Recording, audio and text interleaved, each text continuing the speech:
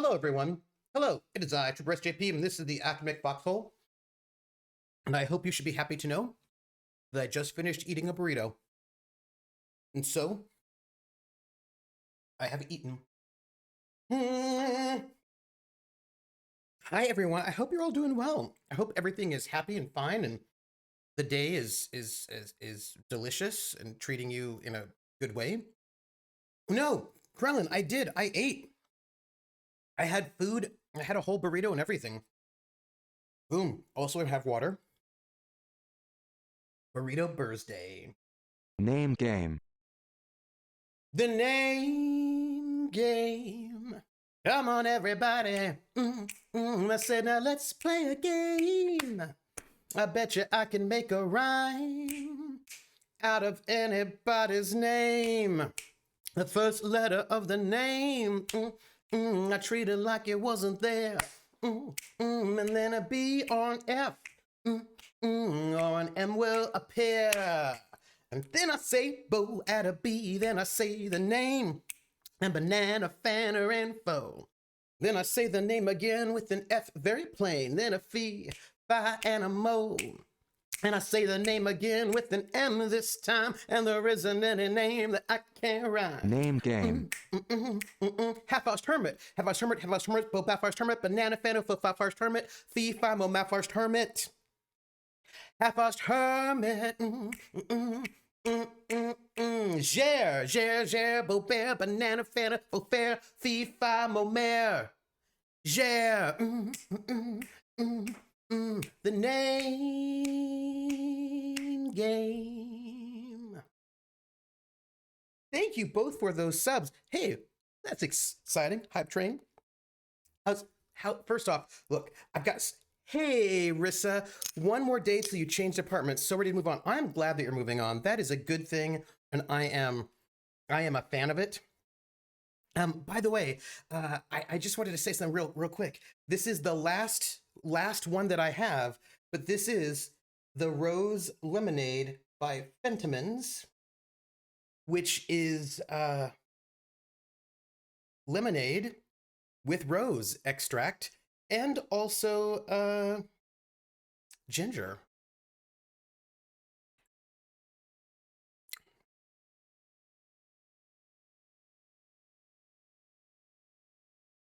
Hey everybody, that was me having a drink of this beverage.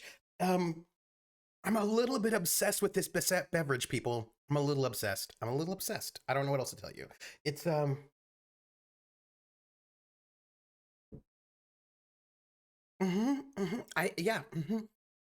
Oh, yeah. So ginger's a strong flavor. Yeah, but there's not a lot of ginger. It's you get an overwhelming rose taste with this rather than ginger. It just has some light ginger. It's very refreshing, but it's not what you're normally used to drinking. Yeah. So Rissa says, "Oh no, wait. Somebody had kombucha. Who was it? Oh, it was Drake. Got Ginger, the movie star. I think maybe the professor or Marianne might also be murdered and then put in this bottle. It's all unclear to me, really, which one it is. Drake says that he got a bottle of watermelon kombucha. I guess kombucha is a taste you have to get used to. I think I must have had a kombucha beverage at one point, but I don't remember what it tastes like. However, that is the face. No, it's fine. And Lone Wolf 67. Oh, yeah, I will tell you, but right. So Origami Shuriken says, I'm feeling better than I did this morning, so I take that to mean my body and the vaccine are doing their jobs. Good for you. It's not ginger ale. Um, so, Marianne, part of the rest. Okay, so now I have to tell you like two things at the same time, which is terrible. So the first thing is, I appreciated that in later seasons of Gilligan's Island, they did change the opening theme song from with Gilligan. So like the original theme song was like, was with Gilligan, the skipper too, the millionaire and his wife, the movie star, and the rest here on Gilligan's Isle, right? And so that was like season 1. Season 2, they did change it to, the movie star, the professor and Marianne here on Gilligan's Isle. And I just kept thinking, Really? Like you couldn't put in the Professor and Marianne in the first season. I don't even know how many seasons it was. That was at least the first season. But like for at least the first season, instead of saying the Professor and Marianne, which actually I thought sounded very nautical, I liked it. And they're just like the movie star, wah wah, and the rest. You're like, really? That's so embarrassing. I feel like if I were the actors who played the Professor and Marianne, I would have been a little bit irritated and been like, where's my agent? We need to have a conversation about what's going on here with my name in the opening theme song. That's just distressing. Um, Also, Pfizer shot #1 this morning. Oh, nice. Very efficient vaccination center, and so far no worse than the annual flu shot. Very good. Hey, Balrog. And the rest, one more name, darn it. It was just like, oh, also, I don't know. Look, this is just me, and I would love your opinion on this one. I don't feel like two people is the rest. When I hear and the rest, I'm thinking at least three people. It's just like if somebody says a couple, I think of two, but if I think of like a few, I think of more than two. If I said, oh, I've got a few burritos in the refrigerator, I would think that that number is more than two. Like if I had a couple of burritos in the refrigerator, I would think that means that I had 3+ burritos. If I had a few, I have a few burritos in the fridge. That's 3+. A couple is two. A couple is two. A couple of burritos. I mean, I suppose you could push it and say a couple is 3. It's like 2 to 3. I prefer to keep my couple at 2, but I can see like, oh, I have a couple of I had a couple of jelly beans this morning. Could be like, I mean, it also depends on the size of the thing we're talking about. Also depends on the size. Like a couple of jelly beans is probably like 2 to 4 jelly beans, but a few jelly beans is like 5+. However, with people, I just feel like and the rest implies more than two people, and it just feels really rude to be all like and the rest. It just feels rude. That's all. Krellin says, I suspect the original pitch had included more than 2 other characters, but then it ended up being just 2 other characters. That's entirely possible, Krellin. I could totally see that. Or maybe they hadn't actually cast them yet, maybe. Coldrick says, but opening theme songs, the guy who sang the opening to Cheers never sung it again until the very last episode. Oh. I had thought about that. Balrog says, I feel like I came in on a conversation about something I'm unfamiliar with. Yeah. Krellin notes, it's Gilligan's Island. Couple isn't 3, says Gabriella. Words mean things. A normal couple is 2, but in some arrangements, a couple could be 3. I feel like it depends on the size of things we're talking about. I prefer to keep my couple at 2, says Trooper. That's a throuple or a polycule. Yes. Oh, I was just thinking about India and you. I wasn't thinking about you, but I was thinking about India, so now I'm thinking about you, Balrog. So again, if I said, hey, can you give me a couple? Okay, so it's about size, right? If somebody said, hey, can you give me a couple of potato chips? I feel like what happens is a couple of potato chips is probably not 2 potato chips. It's probably I feel like a couple of is a smaller number than the rest or a few or some. I feel like you've got 1, you've got a couple of, you've got a few, you've got some. And then you've got like probably like a bunch of like after that, right? Yeah, so a couple of depends highly on context. So I feel like yeah, so can you hand me a couple of potato chips passes 2 bags of chips? Trooper, that's fair, right? So yeah, so I kind of think like with things like peanuts or potato chips, things like that, I feel like a couple's probably a larger number than if we're talking about cars or people or houses. Oh, so here's the tricky thing. A pair of is always 2 for me. There's never an instance where a pair of is not 2. Yoons, which is y'all 3+. Yeah, I totally see that, Lone Wolf. Making the way in the world today takes everything you got. Taking a break from all your worries sure would help a lot. Wouldn't you like to get away? You just remind me of the thing I want to tell you, Krellin. And sometimes you want to hang with all the buds in the foxhole. Boom, boom, boom. And they've got thread digressions. Boom, boom, boom. You want to go where you can learn from Trooper's academic brain. You want to hang with all the buds in the foxhole. Do, do, do, do, do, do. Do do do do do do. Pair of sunglasses. That's ooh, a pair of sunglasses. I suppose that's technically two glasses, right? If you had a monocle, it wouldn't be a pair. Uh, pair of socks. Pair of pants. Well, the thing is, I think that what you get is that they are two pantaloons. It's now one larger object, but it was originally right two different pantaloons. You know what I mean? You know what I mean? Uh, anyway, I had a whole bunch of things I wanted to tell you. So it's true, it's copyrighted, my version. Oh, Triffity Mats, we do. So, leggings equal pantaloons? Because, because originally the chassé or the pantaloon, like they were separate legs that you would then connect with like an arming belt or something. You just tie them to your doublet. Speaking of which, look, I really want to have a bunch of Renaissance Italian clothing just in my life. And I feel like I should not do that, but I will. Or I won't. I don't know. I can't tell you. Mm-hmm. Yeah, they're like chaps. Okay.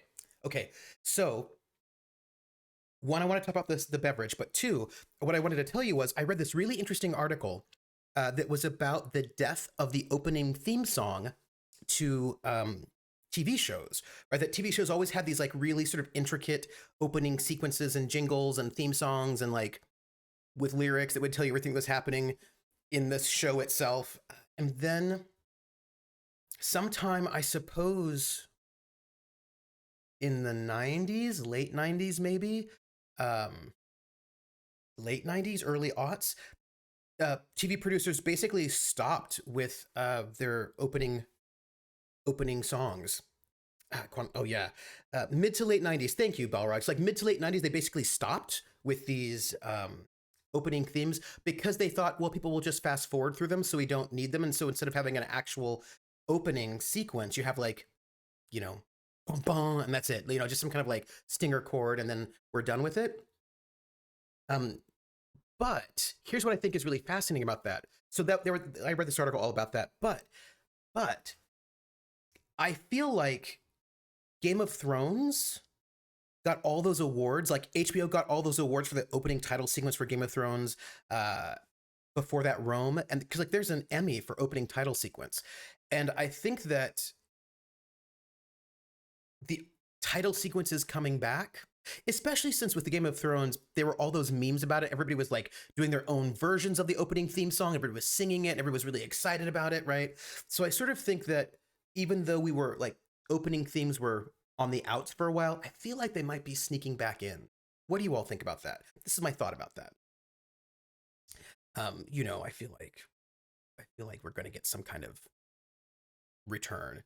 Yeah, it was in the 90s where lyrics got lost from the themes. Like, yeah, that's when pop or rock music took over. Yeah. Mm-hmm. But Trooper, you cannot be face hairless if you can become them. Oh, sure you can. All sorts of Italian Renaissance folks were all sort of like clean shaven in their in the paintings. Part of why I like cartoons is the animation never lost theme song. Oh yeah, Krell, that's a good point. But you need the theme song to explain. Triffit, Emats, don't let me forget what I'm going to tell you. You need to explain the show to the viewers, which makes me happy. Into Themes made excellent mind triggers from that show. Oh yeah. I don't think GOT was the trigger for that, but I do feel like it was one of the main high profiles. I agree with you because before Game of Thrones, Rome was before Game of Thrones, and Rome had a pretty exciting title sequence. So I feel like it was bubbling, right? But I think it was one of the things that really sort of caught people. Okay. Especially genre shows need the theme song explanation. Okay. Triffid Emats. Triffid. Hey, Triffid. By the way, I'm going to play Long Dark today, but I have to tell you this thing first. So Triffid, can I sing for you my favorite opening theme song? Like my favorite one ever? Okay, this is hard because I have more than one favorite opening theme song. There are many. I have more than one. Okay, one of my favorite opening theme songs. I want to share with you one of my favorite opening theme songs because it's ridiculous. Do you know what I mean? Like, because it's ridiculous. Lone Wolf says, well, they may have died a little, but I've seen many shows that still have some kind of opening songs. We're talking about shows other than sitcoms.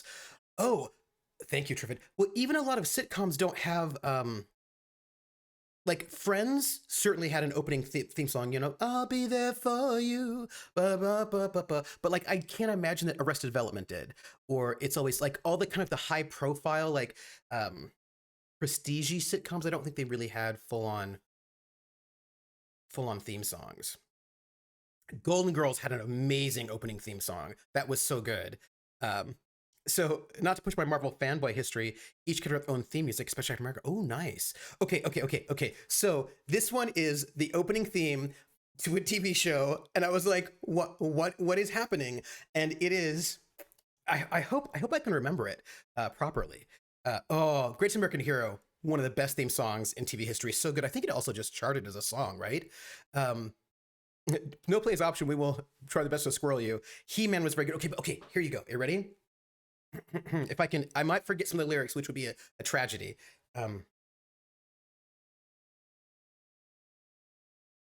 Here's Kathy, who's lived most everywhere, from Zanzibar to Berkeley Square. But Patty's only seen the sights a girl can see from Brooklyn Heights. What a crazy pair, 'cause they're cousins, identical cousins all the way. Two pairs of matching bookends, different as night and day. While Kathy adores the minuet, the ballet russe, and crepe Suzette, our Patty loves to rock and roll, a hot dog makes her lose control. What a wild duet! But they're cousins, identical cousins, and you'll find they look alike, they walk alike, at times they even talk alike. You will lose your mind when cousins are two of a kind.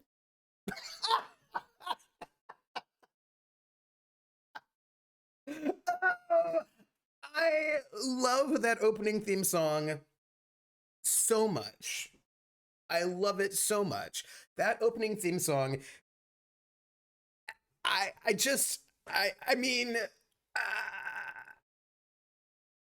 that opening theme song though, do you see what I'm saying to you? I feel like you don't even see what I'm saying to you. I feel like you have not gotten the depth of that theme song. That theme song, come on.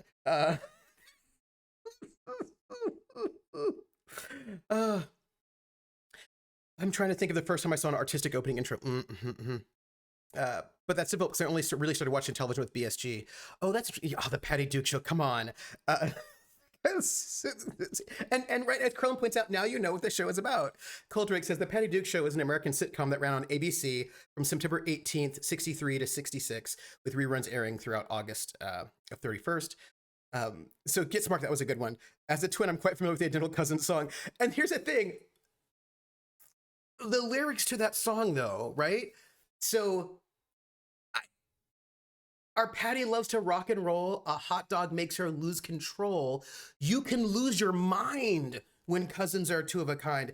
I just, what a wild duet. Like, you're like, wow, okay. Facts of Life is a great theme song as well. But also, I don't know if you've watched the Patty Duke Show recently, but it really occurred to me that a lot of early sitcoms didn't have plots, but they had situations. They were a situation comedy. There was a situation and it lasted for a half hour. And sometimes plots as we understand them didn't happen so much. Sometimes they were just situations.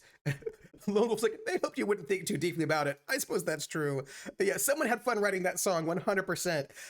It was sort of based off The Parent Trap, sort of. But like so here's an example of a plot for the Patty Duke Show. There was an episode of the Patty Duke Show, speaking of vaccinations, where Patty was afraid of getting her vaccination because she was afraid of needles. So Kathy got her vaccination, and then Patty's like, oh no, I can't get my vaccination. I'm going to freak out. Oh no, what am I going to do? So Kathy went and got the pretended to be Patty, and then got the vaccination instead. But then she got sick because she got 2 vaccinations. And then Patty felt guilty. And then Patty told their parents what happened. And that was the episode, basically. And that's not really a plot. You know what I mean? And I just was like, oh, things were different in the past. Krellin, that's a good one. Honey, I love you, but give me Park Avenue. That's a good one. That's a good one. Cole Drake says, weekly shows were one show each week and hardly ever had a timeline or referred to it. Oh, it's true. I mean, the only stuff that was sort of serial were soap operas. Okay, one of my other favorite sort of theme songs for like ridiculous lines would be the Wonder Woman show, because Wonder Woman had like lines like, in her flashy tights, fighting for our rights, and the old red, white, and blue. Woman of the hour with her superpower. Like, I mean, who doesn't, like, the lyric is, in her flashy tights, fighting for our rights, and the old red, white, and blue. I mean, Wonder Woman. Do-do-do-do. She's a Wonder Woman. Do-do-do-do. Here to fight the force of evil. Do-do-do-do. Look, okay, I'm gonna just stop with that one, but I'm just trying to say, woman of the hour with her superpower. Yeah. I'm just saying, Wonder Woman was a good one. Get us out from under, Wonder Woman. Da, da, da, da. Oh, that was like, there was some 70s horns in there. It was so good. Oh, Love American Style. Oh, that's it. Yeah.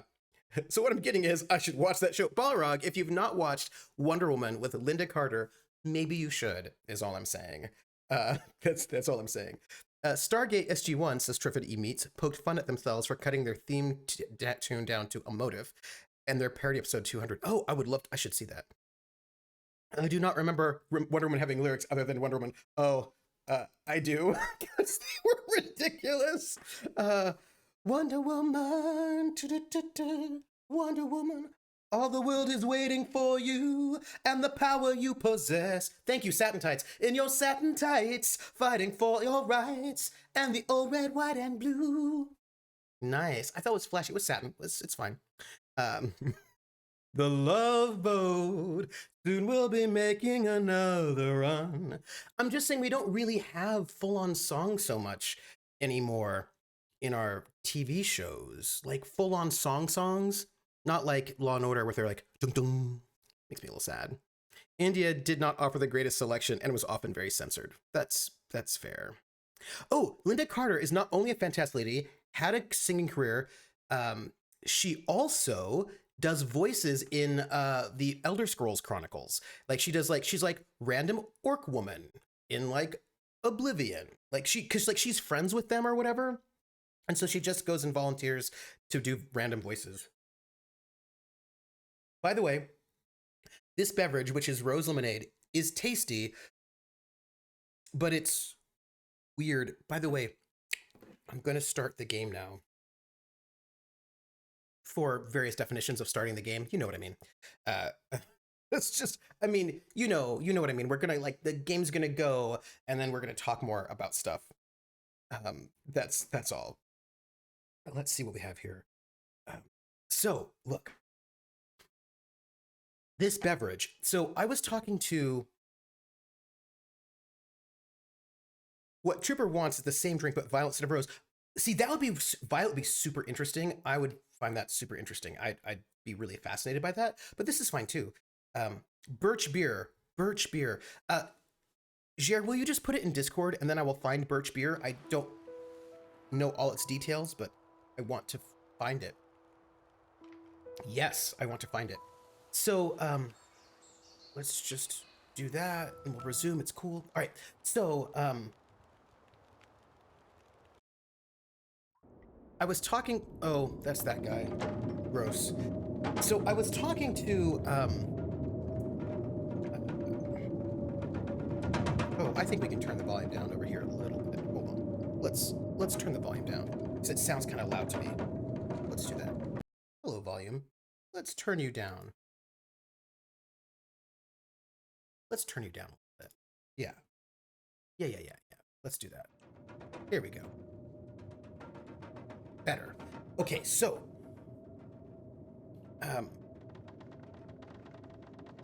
Right. So I was talking to Laugh Love Lindy because I was telling... So this is what happened. I told Laugh Love Lindy about the... Oh, I should probably eat food, huh? Also, am I creeping around? What's going on with me? There we go. I told Laugh Love Lindy about the violet mints that I love, the C. Howard violet mints, because everybody thinks I'm a super weirdo. Which is fair. It's fair. And she's like, I like floral things. And I was like, cool. So she found some, she ate them, and she liked them. But she's like, I get it. But then she told me this thing. So interesting. Yeah, I turned it down. So she told me this thing, which I thought was really interesting. And, oh yeah, Linda Carter was president in Supergirl, which I thought was wonderful. Also, it's nighttime now, and I don't really want to go to sleep with this guy here, or deal with him. So that's, awkward. Maybe I could just, I don't know, set him on fire. No, that's rude. Don't worry, I won't do that. Look, I feel like it's nighttime and I should probably go to sleep, but I don't really want to go to bed with, like, this guy there, but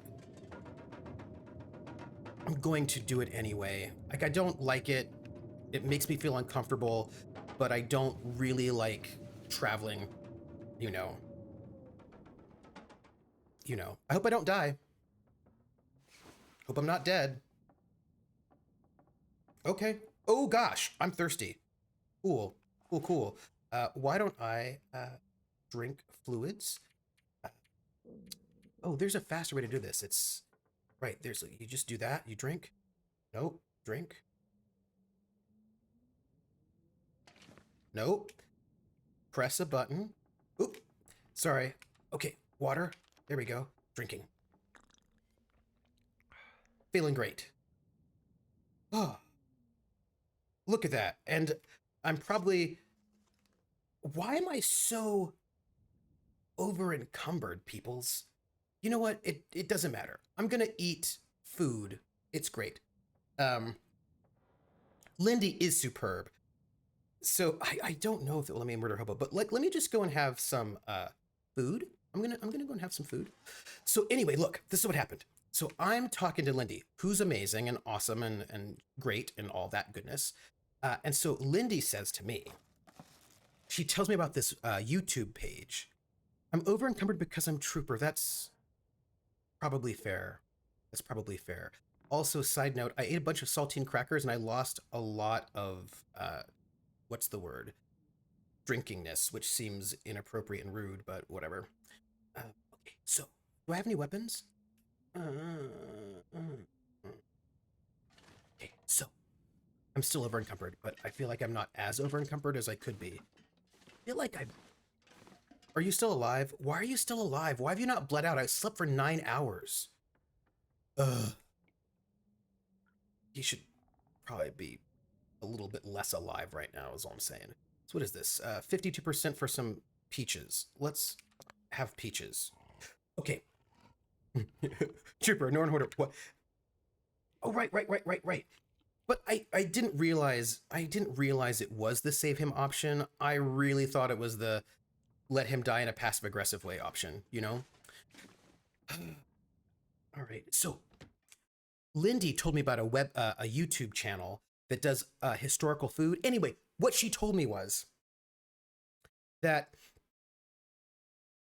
before World War I, before World War II, but really before World War I, there are wolves out there, folks, and I am not really excited about that.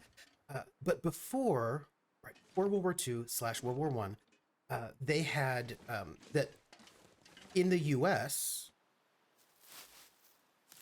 I hope I don't get murdered. Okay, cool. But before World War II, but definitely before World War I, in the U.S., there was like a rotation of different flavors for flavoring things, and it was like a rotation between like rose water, dandelion, violet. Like there was like a variety of different flavors that people use to flavor their stuff. It was not, however, vanilla, because vanilla was way too expensive. Seems to be dead. Engine won't even turn. Cool. Anyway, they didn't even have, like, vanilla was like way too expensive. So generally speaking, vanilla was really only something for rich people. So it wasn't generally used for cooking as much in the US. And then sometime after, which is why they're like these violet mints or this rose lemonade, which is from 1905, by the way, the company is at least, that there was like a lot of those things. But those things then, look, I'm going to save right now. But sometime after World War One, vanilla, the price of vanilla dropped, and the middle class, wanting to seem fancy like rich people, started putting vanilla in everything. And since then, that kind of natural rotation of different flavor profiles stopped, and it became basically all vanilla all the time. And so in the US, we ended up dropping the other kinds of flavors that we had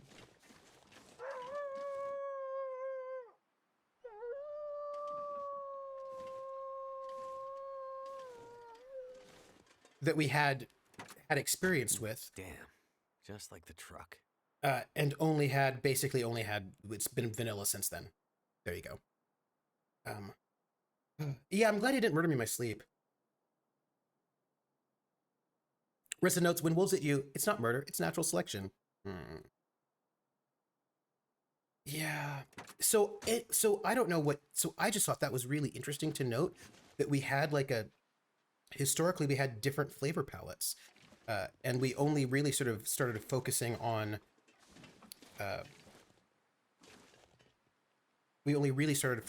vanilla because of weird middle class pretension and things like that. So I find all of that fascinating. Let's field dressing. Cool. I'm gonna take this. I learned how to snare a rabbit. Hey, I learned how to snare a rabbit, everybody, which I feel like is gonna be really good. Snaring rabbits is probably also, there's a workbench here, which seems also really good. I'm feeling okay. Look, what do I need for a snare? Cured gut, reclaimed wood. These are, and a workbench. These are all things that I can do. I don't have them now. I don't like that, but I can make rabbit snares later. Oh gosh. Gee willikers. Coldrick says, heck, we flavored everything with tons of salt preservatives. It took forever to get away from everything tasting of salt. Yeah. Did you hear that wolf just stalking me? I wonder if wolves like, oh, there it is. Oh, look, there it is. So here's a really cool place that seems really awesome. It's got a workbench and it's got a hatchet. It's got all sorts of really cool things in it. Also wolves. And I would really like to maybe not be eaten by wolves. And I am concerned about the eating by wolves situation that's going on right now. And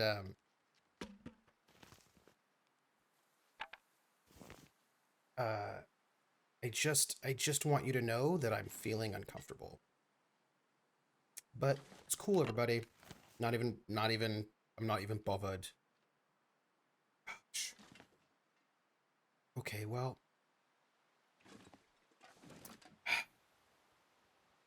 Vanilla flavor. I think I can use this workbench right now to make a snare. I'm going to do that. And I'm going to begin crafting. Oh, okay. I hope I don't get murdered. Vanilla flavor is not always from the vanilla.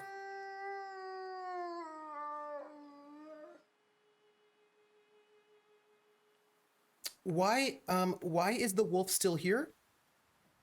I feel like the wolf should not be here anymore. I feel like the wolf should be somewhere else. Note for future reference, Trooper. Video games don't have passive aggressive killing options. I feel okay. I'm gonna have to make a video game that does, because I feel like passive aggressive killing options. Holy shit. Okay.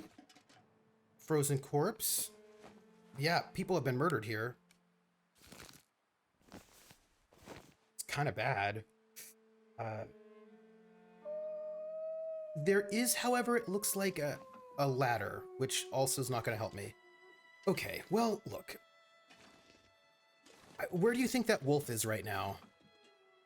And oh, it's over there. Okay, great. I'm gonna just harvest these rose hips, and then I'm gonna go.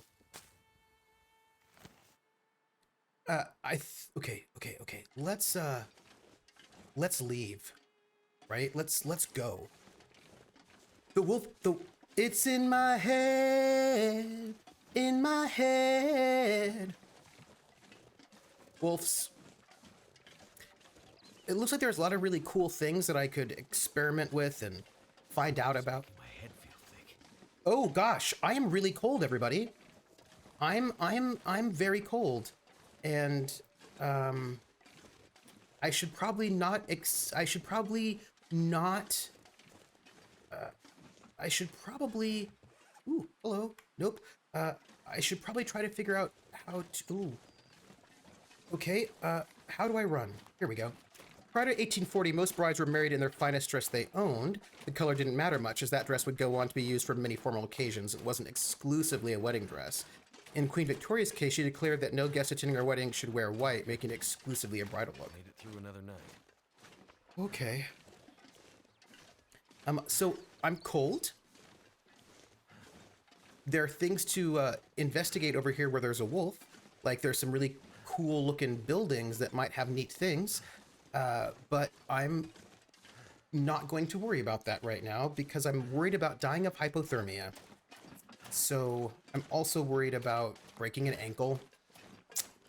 I'm just gonna go over to the Grey Mother's house and warm up there because she's very nice. And also have to talk to her anyway. Yeah, I need some things like shelter. Yeah, but I don't know how sheltery that shelter is, and I know there's shelter up here. So, I'm clearly getting a little tired. Look, don't die. If I die right now... Oh, gosh. Guy is not... Come on to my house. Ooh, come on to my house, come on. Come on to my house, come on. Come on to my house, I'm gonna give you candy. Come on to my house, I'm gonna give you everything. Hey, I am getting hypothermia right now. It's super awkward. Welcome in, Table Story. How are you all doing? PB! Pumpkinberry says that she's gonna make me a LUT. At some point in time in my life, there's gonna be a LUT happening, and it's gonna be super cool. I might die of hypothermia right now, but I'm hoping that I won't. Like, I just want you to know that I'm hoping that I can get to that house right there with the fire before I die of hypothermia. Because I don't know if you know this about this game, but you can die real easy all the time. And, come on, don't die. It's just like if I can just get to that door, I won't die. Oh, gosh. Oh, you have some, ooh.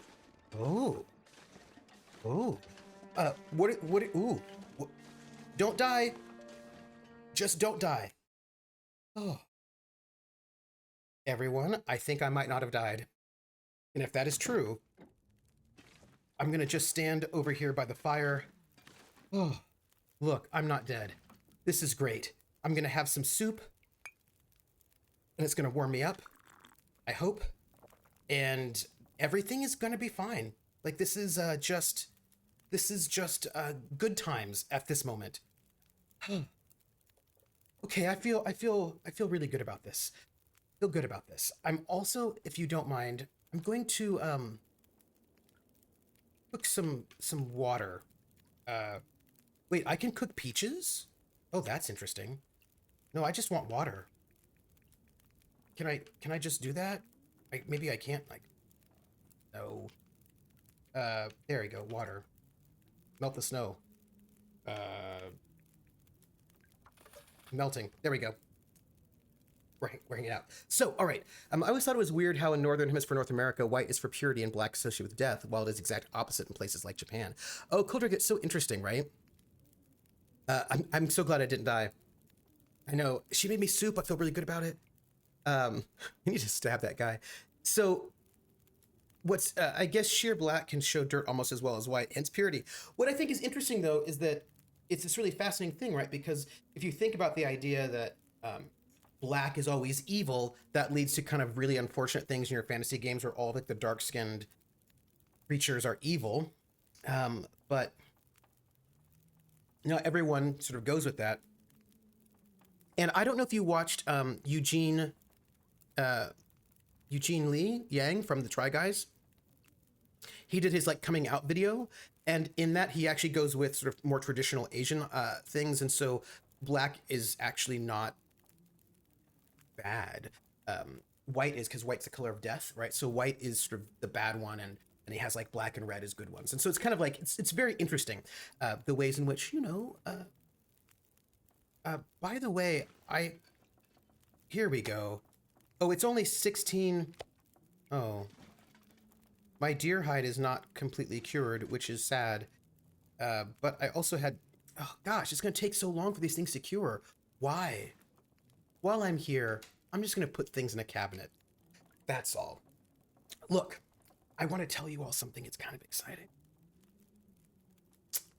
I normally, let's see, equipment. Normally, I host Critical Role on Thursday evenings, so people want to go and, watch Critical Role. They can do that. It's very nice. Unfortunately, I cannot host Critical Role tonight because of a reason that you might find interesting.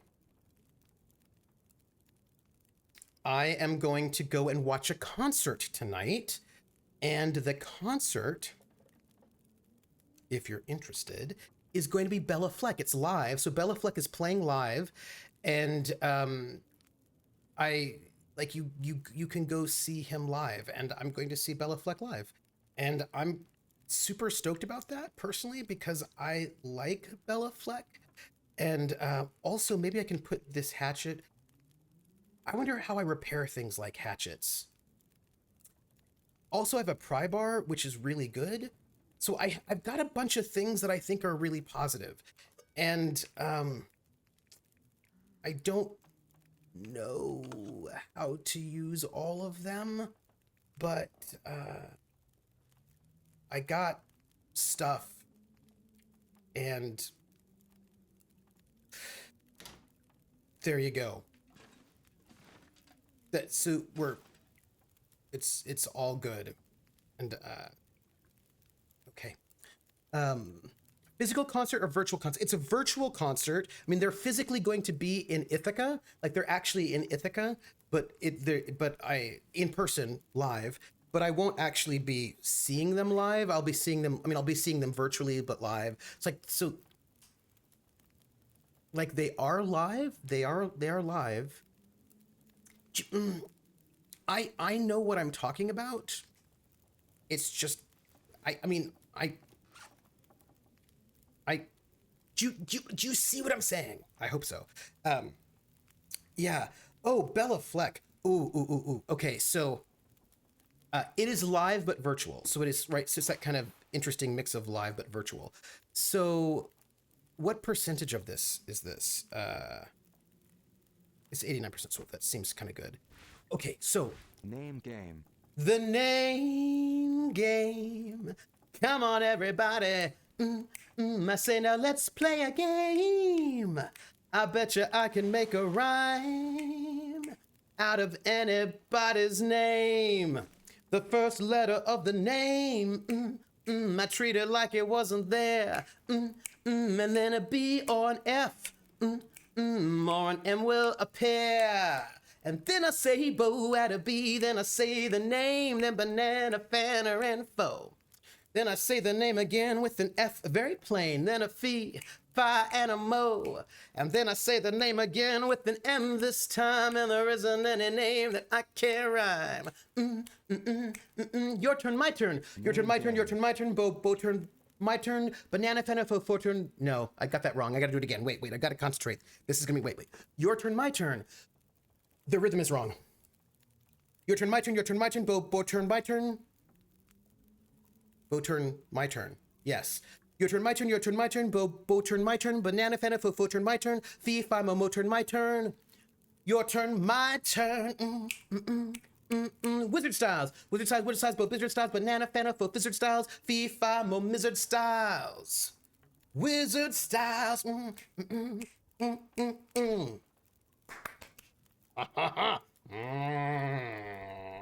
game.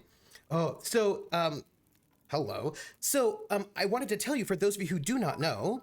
Oh, well, I was gonna tell you, but now I'm gonna just sing a song. So I was gonna tell you who Bella Fleck was, but I'm not gonna tell you now. I'll tell you later. Instead, I want to thank Sal for donating these bits. They're very much appreciated, and in thanks for those bits, I am going to sing for you "We're in the Money," as sung by Ginger Rogers in the film Gold Diggers of 1933, which means I'm going to be singing it in Pig Latin.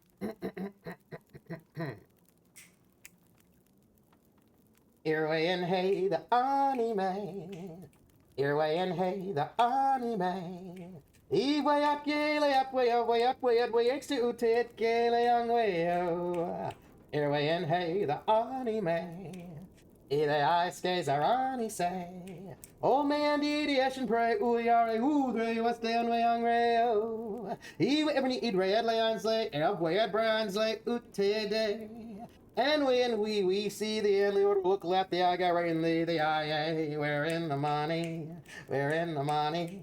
We've got a lot of what it takes to get along. Look, I love an excuse to sing that song. It makes me really happy, a lot. Ooh, speaking of which, I want to tell you something else too. Oh my gosh. Thank you, Balrog. I will tell you, the name game is hard because sometimes, oh, but Balrog, you were not here when some people in chat, but I'm not going to name names because they did it in ways that I did not know what their name was. They started subbing with complicated names like dimethyl trexophyloxifide, like large chemical names, you know what I mean? And I did it though. It took me a couple tries, but I did it. Also, sometimes I'm pretty sure it's PH who sometimes subscribes as Banana Fana Fo. Banana Fana Fo is not easy to name game, but when I get it the rhythm right, then I can get it. Because the thing is, for me to get Banana Fana Fo as a name game name, I have to turn Banana Fana Fo into a name in my mind, right? So if I think of Banana Fana Fo as Banana Fana Fo, then I'm gonna get super confused, right? Because it's Banana Fana Fo, Banana Fana Fo, Bo, Anana Fana, oh, Anana, Banana Fana Fo, oh, Anana Fana Fo, Banana Fana Fo, Fanana Fana Fo, Fee Fi Mo Banana Fana Fo. So if I think about it as Banana Fana Fo, I'm gonna get all messed up. So what I need to do is compress those syllables in my mind into one word, but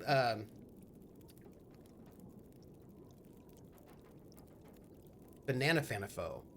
It's like I have to turn it into one word in my mind so that when I do Banana Fana Fo, but it's Banana Fana Fo. That's it. If I say it as Banana Fana Fo, then it's not Banana Fana Fo. Just that rhythmic shift is enough to change it in my mind. So it's, oh, by the way, speaking of which, okay, we're good. We've got 11 minutes till it's boiled, so we're fine. So if I go Banana Fana Fo, I'm gonna mess up. But if I go Banana Fana Fo, then it's Banana Fana Fo, Banana Fana Fo, Banana Fana Fo, Banana Fana Fo, Banana Fana Fo, B5 Mo Banana Fana Fo, Banana Fana Fo, right? Because all of a sudden it has a different rhythm. Oh, there is a Triffid E. Matz has given a gift sub to Gem Paws too. Gem Paws, I would like to sing you the name game. The name game. Come on, everybody. I say now let's play a game. I bet you I can make a rhyme out of anybody's name. The first letter of the name. I treat it like it wasn't there. And then a B or an F. Or an M will appear. And then I say bo at a B. Then I say the name. Then Banana Fana and Fo. Then I say the name again with an F, very plain. Then a Fee, Fi, and a Mo. And then I say the name again with an M this time, and there isn't a name that I can't rhyme. Gym pause, gym pause, gym pause, bo bim pause, banana fana, fo fem pause, fee fi, mo mem pause. Gym pause. Woo. So nice, so nice. That makes me happy. Dill pickle. I do love a good dill pickle. So game is everything. No. We got it all going on. And let me just take this potable water, and I'm gonna take it. And wait. I didn't mean to drink it. I didn't actually mean to drink it, but cool, everybody. Again, wasn't what I was intending, but who cares? I was gonna do? I was gonna go and repair some stuff and check out things. That's what I was gonna do. That's not doing well. Ragged wool mittens, decent fleece mittens. Which one do you think is better? Wool mittens look better, right? These are warmer. I should repair these. I'm gonna repair these and find out what they look like when they're repaired. Yeah, so that's what we're gonna do. Water. I love drinking really, really hot boiling water. I find it to be, oh wow, these wool mittens are better. So we will wear the wool mittens, and then we will harvest these. Look, we're taking care of business, as it were, in a, way. And then we will never be cold again. I mean, that's probably not true, but what is this? A worn dress shirt. Oh, my clothes are not wet at all, because if they were wet, we would see it in our little thing right now. Yeah. So let's see. This is... Oh, you know what? We're gonna repair this dress shirt and see what it looks like when we do, because maybe it's better. I can't imagine that it is, but it is not, and it's not. I mean, it's a little, yeah, it's not. So we're gonna just harvest that. So y'all, I feel like there are more things I want to tell you besides. I told you about this. I told you about that. Oh, you know what?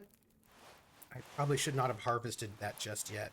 Oh, well, that's life. That is life. But we can probably harvest a bunch of things that are new wool socks, decent wool socks, new wool socks. I'm going to harvest those. Keep a spare, you know what, though? I need to not carry as many things on my person. You know what I'm saying to you? You might know what I'm saying. And then I'm going to also harvest these. Look, I know that this is like a... Wait, Balrog! Wait! Balrog! Oh, you have a flat to look at? Ooh, what is the flat that you're going to look at? Because that's pretty exciting. Hello, Grey Mother. Oh, you know what? I forgot. She wanted me to go into the bank. That's what we're doing here. She wanted me to go to the bank.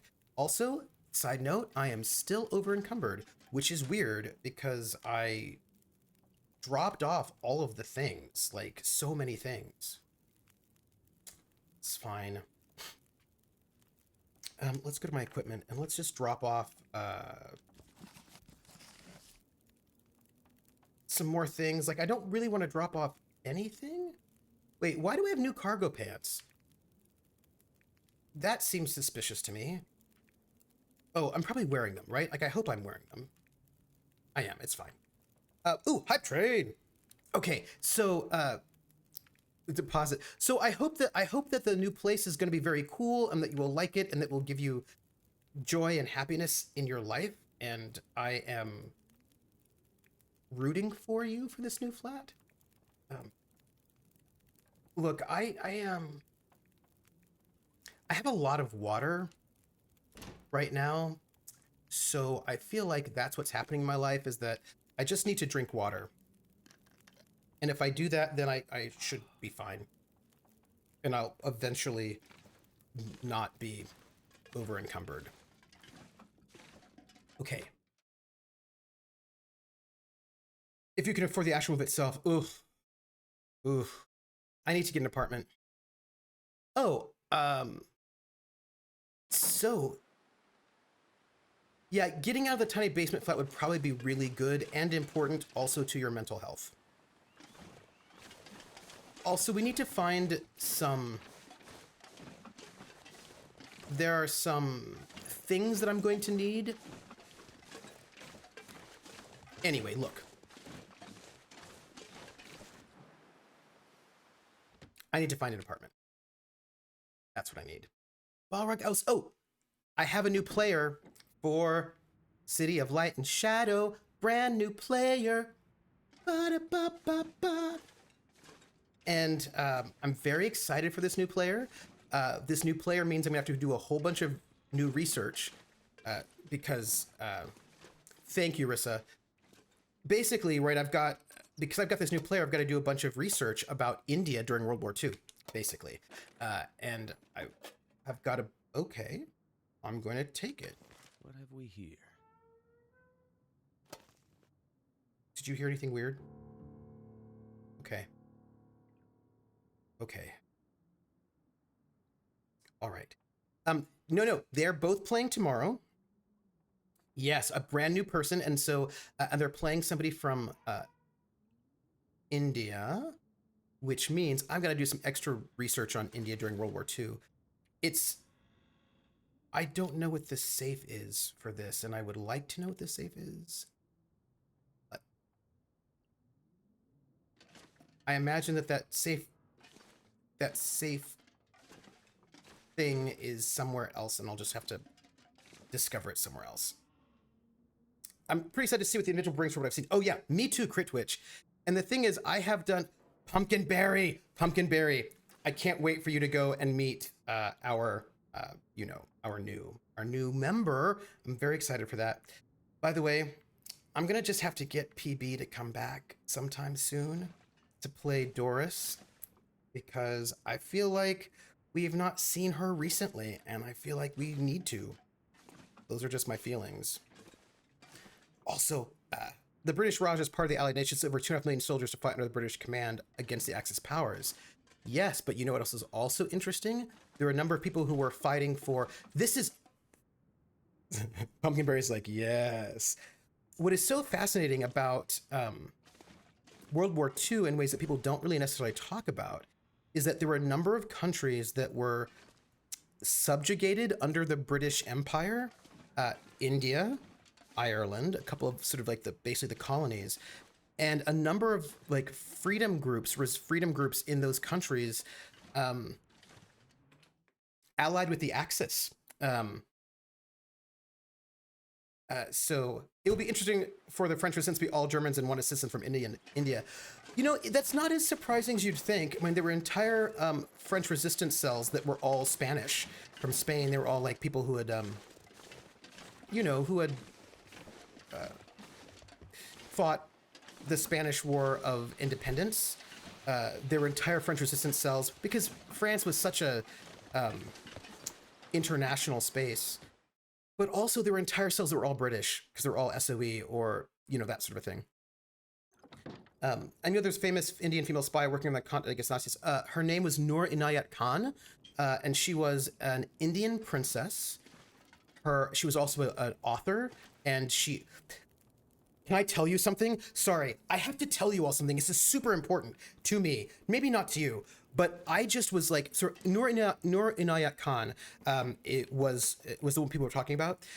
She was, it's the German element that seems so incongruous, considering how many, there were a lot of German resistance. There's like the White Rose in Germany itself, but you've got your expats, as it were. Noor Inayat Khan, she was a British princess. She was born in Russia.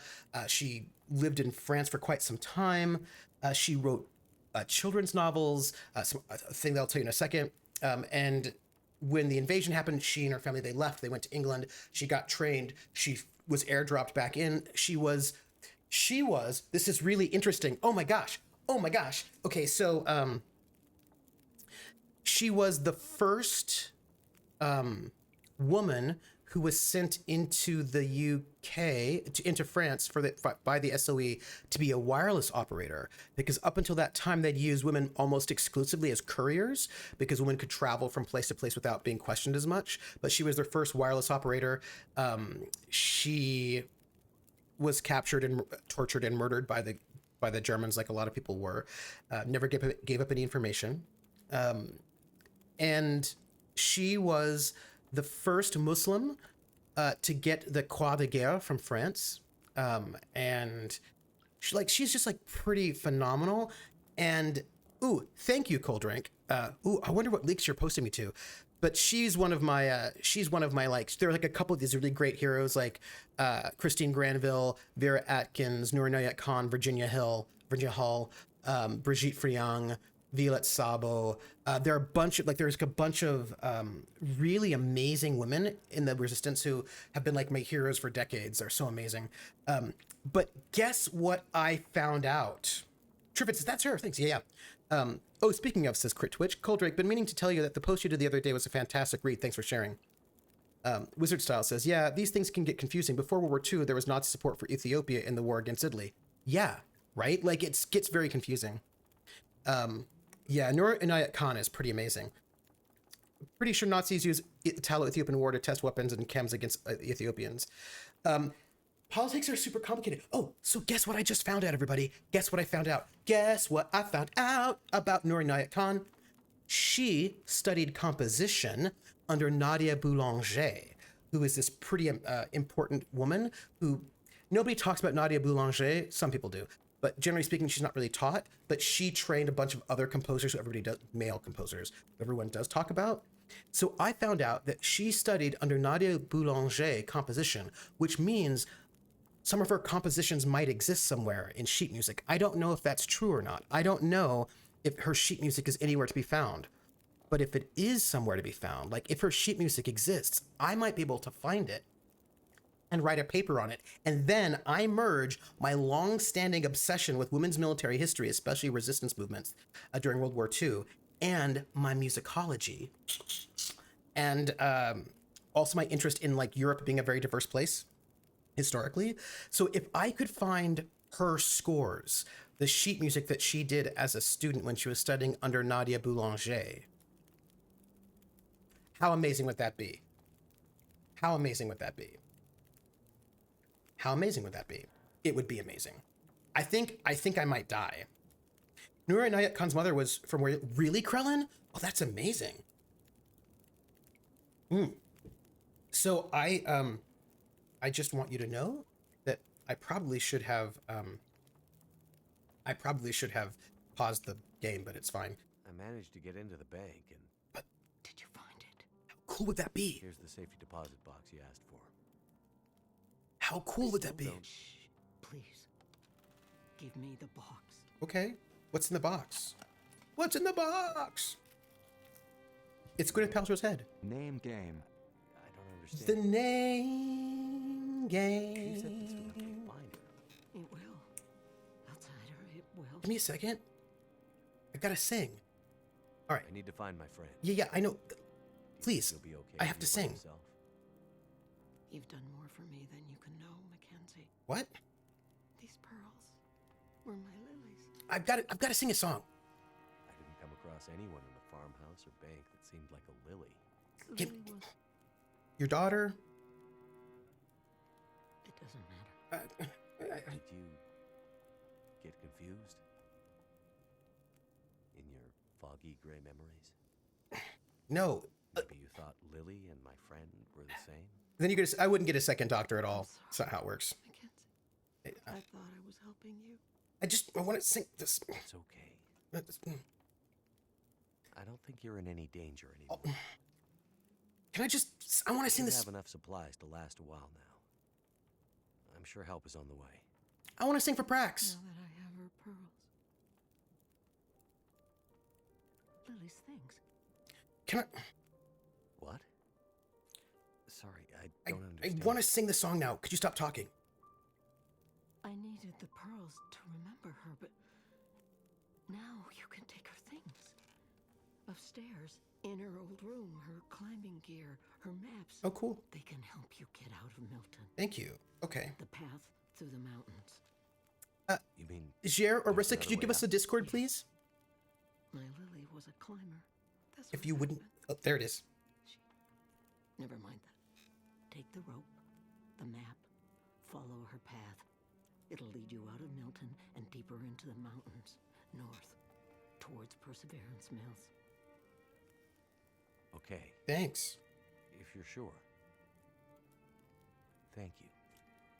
Now lead me to my memories, outsider. Okay. Go out there and find your friend. Thank you. And don't stop to think about Milton or Grey Mother again. I mean, I'm not just leaving just Here's yet. The old world. I mean, I'm gonna come back. This new world is for the strong to survive. I'm gonna, I'm not gone yet. I'm still gonna scrounge a little bit before I leave. I mean, all right, cool. Oh, you know what? Here, let's just, I'm gonna sing the name game. Hey, come on, everybody. I say now let's play a game. I bet you I can make a rhyme out of anybody's name. The first letter of the name, I treat it like it wasn't there. And then a B or an F, or an M will appear. And then I say bow at a B, then I say the name, then banana, fan, or info. Then I say the name again with an F, very plain, then a fee, fi, and a mo. And then I say the name again with an M this time, and there isn't any name that I can't rhyme. Praxagorismophoria, Praxagorismophoria, Praxagorismophoria, Bo Baxaphoria, Fee, Fi, Mo Praxagorismophoria. I missed the banana, fan, fo. And there isn't any name that I can't rhyme. Praxagorismophoria. Praxagorismophoria, Praxagorismophoria, Bo Baxagorismophoria, Banana Fanafo, Praxagorismophoria, Fee, Fi, Mo Praxagorismophoria. Praxagorismophoria.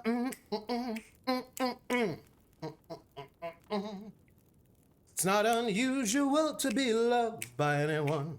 Got it, by the way. Thank you for that resub, Prax. Prax just was torturing our characters last night in The Witcher Roads Home, and that was pretty awesome, and I loved it. I loved it very much. And it was great times. It was great times. All right, let's find out what these memories are. I feel like I was telling you something before he got disrupted. Who was she? Pumpkinberry. You want to understand Lily's story? Man who fell from the sky. How do I think I know enough about Lost to understand why you wanted her pearls. you like? Take them to Lily. Maybe she did. Lily's still here? In Milton? Why didn't you say so? No, she's not here. Take the pearls I think she's and dead. give them to Lily. I feel like she's dead. And then I can rest I also feel like our protagonist is sometimes not that smart. Do you know what I mean? Like, I feel like he's not the sharpest tack in the tic-tac or the fastest runner in the marathon or the... What I'm just trying to say is I feel like maybe... Oh, hey, do you think... We don't cook sardines. It's fine. Did you beat Vicar Amelia yet? I don't think I've ever... oh... I would agree. I think you tortured yourself in Prax just to set the scene. Oh! Pumpkinberry. Hey, Pumpkinberry. I was thinking about you the other day because I was telling somebody about Unknown Armies. You know, the game Unknown Armies. Visit her grave marker. This is what I'm trying to tell you. She's clearly dead. Is what I'm saying. Yeah, like I'm just worried that she's gonna be super dead the next time I see her, which isn't really what I want because, you know, I would like her not to be dead, but feels like death. Anyway, point being, I was just telling somebody about Unknown Armies, and I still to this day even though I own all 3 editions of Unknown Armies, I still have yet to GM Unknown Armies. And I want to, but I just haven't done it. I think for me, the tricky thing about it all, I'm going to get more encumbered. That's just life.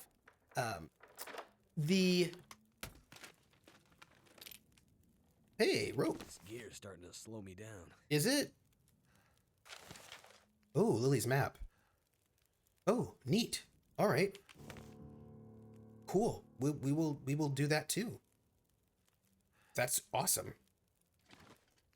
I'm really worried about leaving Milton and all the stuff. Yeah, so the thing is, so here, PB, here's your thoughts, right? I really love Unknown Armies, and I love the magic system. I love the cosmology of it. I think it's really interesting. Also, how can I leave when I still have all this gut stuff to cure? Like, I just feel like I clearly have so much more to do.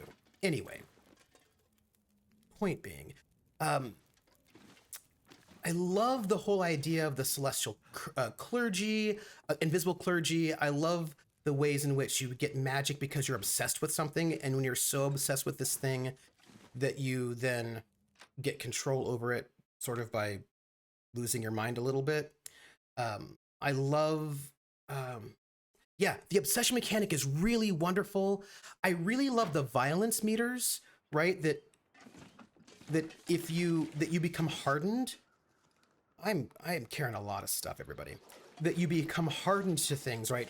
And it's not just violence, but also like isolation or helplessness or the 5 different meters. I don't know if they did in the new edition, but in everything, equal trade, everything comes at a cost. And I really love that in that game. Yes, and you can reset your meters by going to therapy. Yes, I totally agree. But also that, so let's say you have you're really low on your violence meter. So that means that violence does not disturb you so much anymore. But so you can engage in violence and you can witness violence and not be bothered by it when you get really low. But other people might find you disturbing because maybe you should be bothered by violence. And the fact that you are super blasé about it makes other people distressed by you, is the best way to put it. And I think that's also really good. This sounds great. Just tune in. Oh, absolutely. Do you get more powerful the more emotional damage you have? No, it's no, it's a little bit different. So the magic system, the way the magic system works, the thing is, the game feels very young to me in some ways, right? So the game is Unknown Armies. I too would be disturbed meeting someone who was just way too comfortable with killing. Right. And so there's always a cost with not being bothered by things so much. And that cost is not always good, right? Not always great. It's not always great to be like, oh, murdering people? Cool, whatever. Because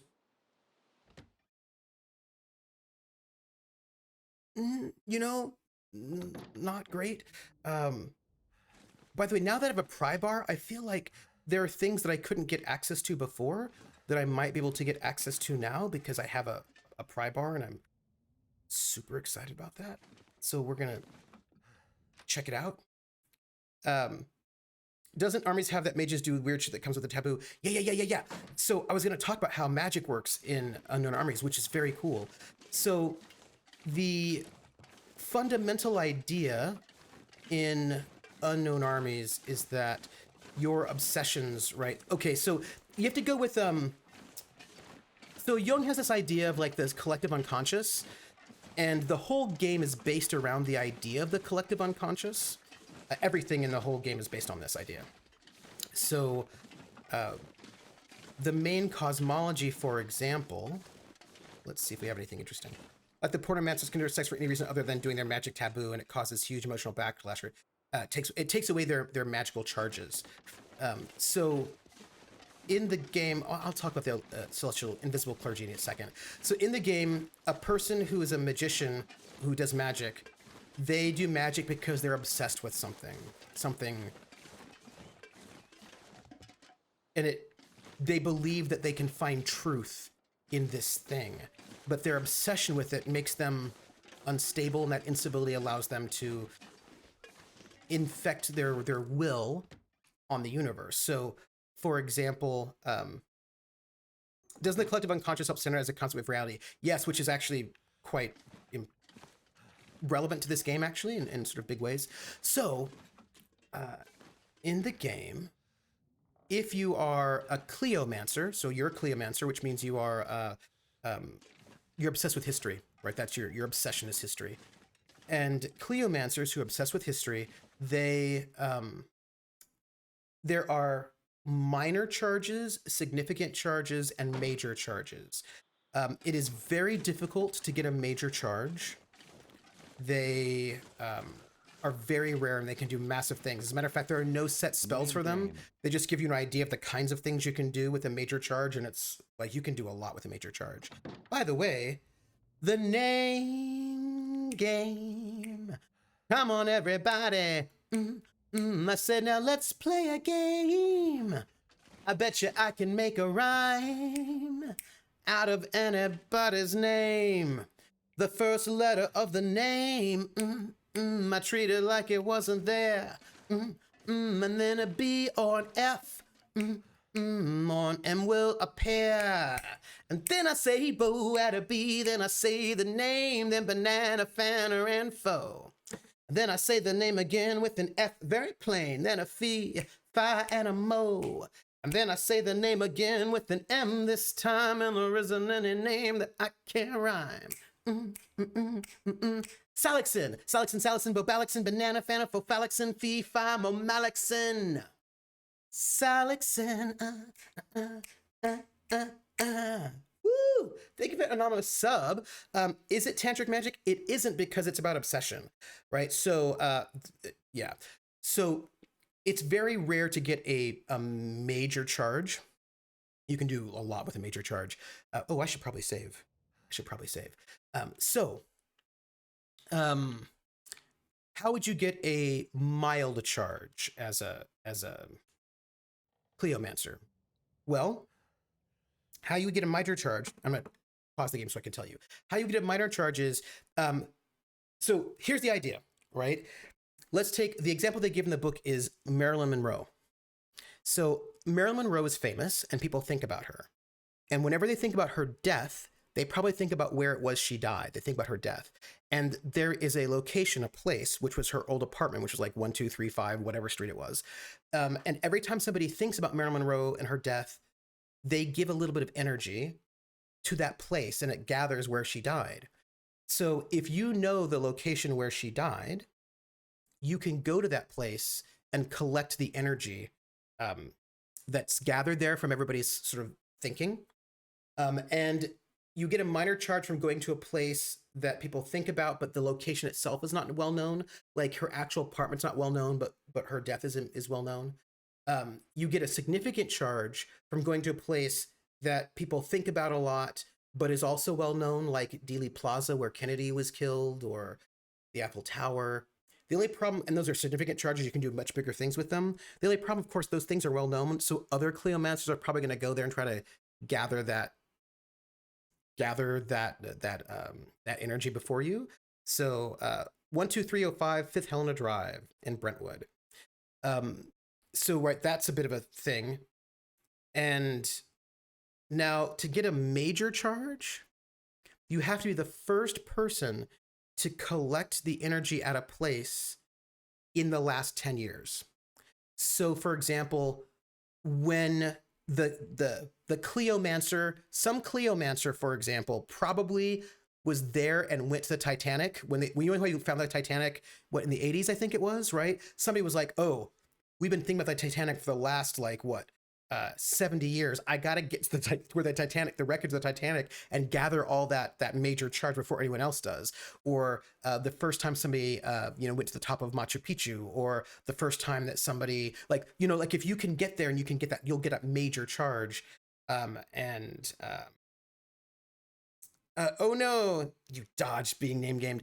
And it's one of those things where you can do little things. Like as a Cleomancer, the thing you're obsessed with is knowledge and history, right? So you can do things like you can make sure that everybody knows a rumor about somebody. Like you can make up a rumor and make sure that everybody knows that rumor about somebody. They may not believe it, but they've all heard it. You can change one small piece of information about somebody's life, or in the public record. For a major charge, you can rewrite history. You don't rewrite what actually happened, but you rewrite what everybody believes happened, right? So like that's like a massive thing. But there's that. There's oh, hold on a second. I need to. Oh, here we go. I need to turn off my screen dimmer because it's dimming all the screens, and I do not want that. Here we go. There we go. Much nicer. There. I don't know if you see it, but I see it. So your turn, my turn says, so the more esoteric and obscure the ley line, the more likely one could tap it. Yeah. But that also allows for tapping and draining a spot until no managed. Well, what would happen is that you would suck up all that energy, but when people think about it, they put energy back in. My cutoff time is going to be about 9-ish, about like a little after 9. But that's only for the Cleomancers, right? There are also the, so for example, there are people who believe that being in alcohol, and vino veritas, there's truth in alcohol. So they believe that if they drink alcohol, they will get truth, right? So they get minor charges by being drunk, get minor charge pretty easily. They will get a major charge by drinking out of an important vessel. Right? Like, so for example, an important vessel would be the cup that Kennedy drank out of during the Cuban Missile Crisis, if they could get that cup. Or maybe the Holy Grail would be a special cup. Or, oh, I forgot what the Cleomancer's taboo was. Oof. Right, so like some kind of important chalice. Now, a major charge, on the other hand, you would get a major charge by drinking something unique. So if you were able to get that cask of Amontillado and drink that, you would get a major charge. Or if you could get that one rare bottle that only exists in one place, you could get a major charge from that. And their taboo is that if they are sober, they lose all their charges. Right? The minute they sober up, they lose any charge that they have built up, they lose it the minute that they sober up. So like maybe you spent all that time and effort to get that cask of Amontillado, the famous one from Poe, and then you drink it and you got this major charge, but if you don't use it before you sober up, it's gone and you've lost it. Most other people can store their charges for a long time, but the minute you sober up, you lose all of your magic. And then I bet a bunch of magic users will be taking the tour of the Tower of London every week. But of course, the problem is, Coldrake, if everybody knows about the place, everyone's going to try to fight to get there before you do. So, but of course, the Tower of London probably recharges pretty quickly, but you can get into conflict with other Cleomancers because they want that location as well. Hey, Baron Tor. And your turn, my turn, that's the thing. The liver problems, yes. None of these magical things are good for you, right? To become a magic user, it's not healthy. I can't remember what the taboo is for the Cleomancers. Now you've got me curious. Now I need to know. Hold on, give me a second. I need to find out. But they also have the flesh shapers, the people who believe that harming themselves gives them power. And so they injure themselves, and with that, they get charges for injuring themselves. But, that's not great for you. Like, that's a bad thing to do to yourself. Let me see. Unknown armies. Yeah, the flesh workers. Yeah, and of course, flesh workers lose all their power if they go to the doctor. We're talking about unknown armies. So let me see. What is the taboo for the Cleomancers? Their taboo is The taboo for Cleomancers is time limit. Oh, Cleomancers, they lose their charges. Their charges dissipate. The taboo for Dipsomancers, the booze hounds, is that they get sober. They lose their powers. They lose all their stuff. They can't do magic if they're sober. Entropy-based magic. In order to gain control over synchronicity and induce coincidence, you have to surrender deliberate control over predictable aspects of your life and endure nicknames like trauma magnet. In other words, to build charges, you have to take risks and relinquish control over certain moments of your life. Entropy magic appeals to daredevils, extreme sports fans, and suicidal lunatics. Slang term for entropomancers are body bags or chaos mages. So you get, for example, you would get a minor charge by risking a significant amount of money, a minor injury, or humiliation. You would get a significant charge by intentionally and pointlessly risking grievous injury or death. Starting a fight you're planning on getting into anyway does not count. But jumping in front of an assailant or offering no resistance and no basic dodging during combat does. You would get a major charge by, in addition to risking your own life, deliberately putting at least 10 lives in danger of dying in vain. Incidental innocent bystanders in a high-speed chase doesn't count for this purpose because that's not a ritualized context. Staking 10 people's lives on the flip of a coin plus your own, that's more like it. Another way to get a major charge is to gamble with the life of someone you love in addition to your own.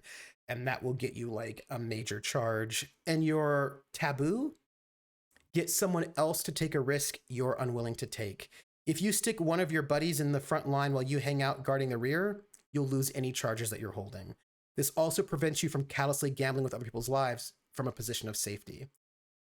Right, so that's the entropomancy. They love the trolley problem, and your turn, my turn is like, oh, that sounds like the kind of guy you don't want to know. Yep, and you can do right, and of course, all the kind of spells that you can do are based on what you're obsessed with, right? So, for 2 minor charges, you can have bulletproof chutzpah.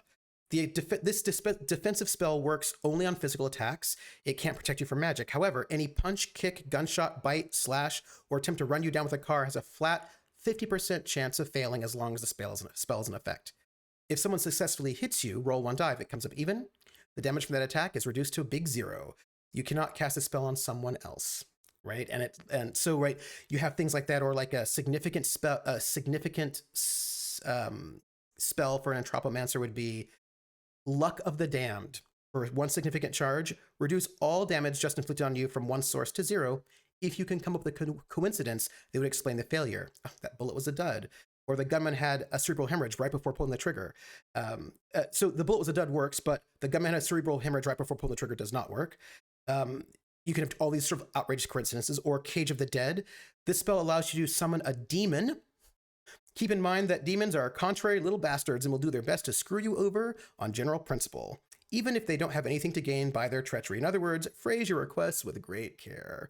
And then your major effect, right? So the major effect would be, with a major charge, you can change history in a pretty significant fashion. You can win the $20 million jackpot. You can avoid the ambush that killed your friends. You could prevent that drunk driver from killing your dad so that your mom never married the guy who used to beat the crap out of you. The mind boggles. Generally, the farther in the past the change is, the harder it is to pull off, and also the more drastic the repercussions it has on the present. So no one is going to make Hitler win the war, at least no player character is. One area that cannot be affected by this power is ascensions that have already occurred at the time when you work the magic. They're permanent. Any attempt you make at changing history involving ascensions will be warped just enough to still allow the same people to ascend at the same times and with the same archetypes as they did originally. Yeah, right. So, and they've got like the flesh shapers who harm themselves. You've got there's this one, the people who are obsessed with television. They've got like a TV show that they're super obsessed with, and they can't miss it. If it airs anywhere in the world, they miss it, they lose all their charges.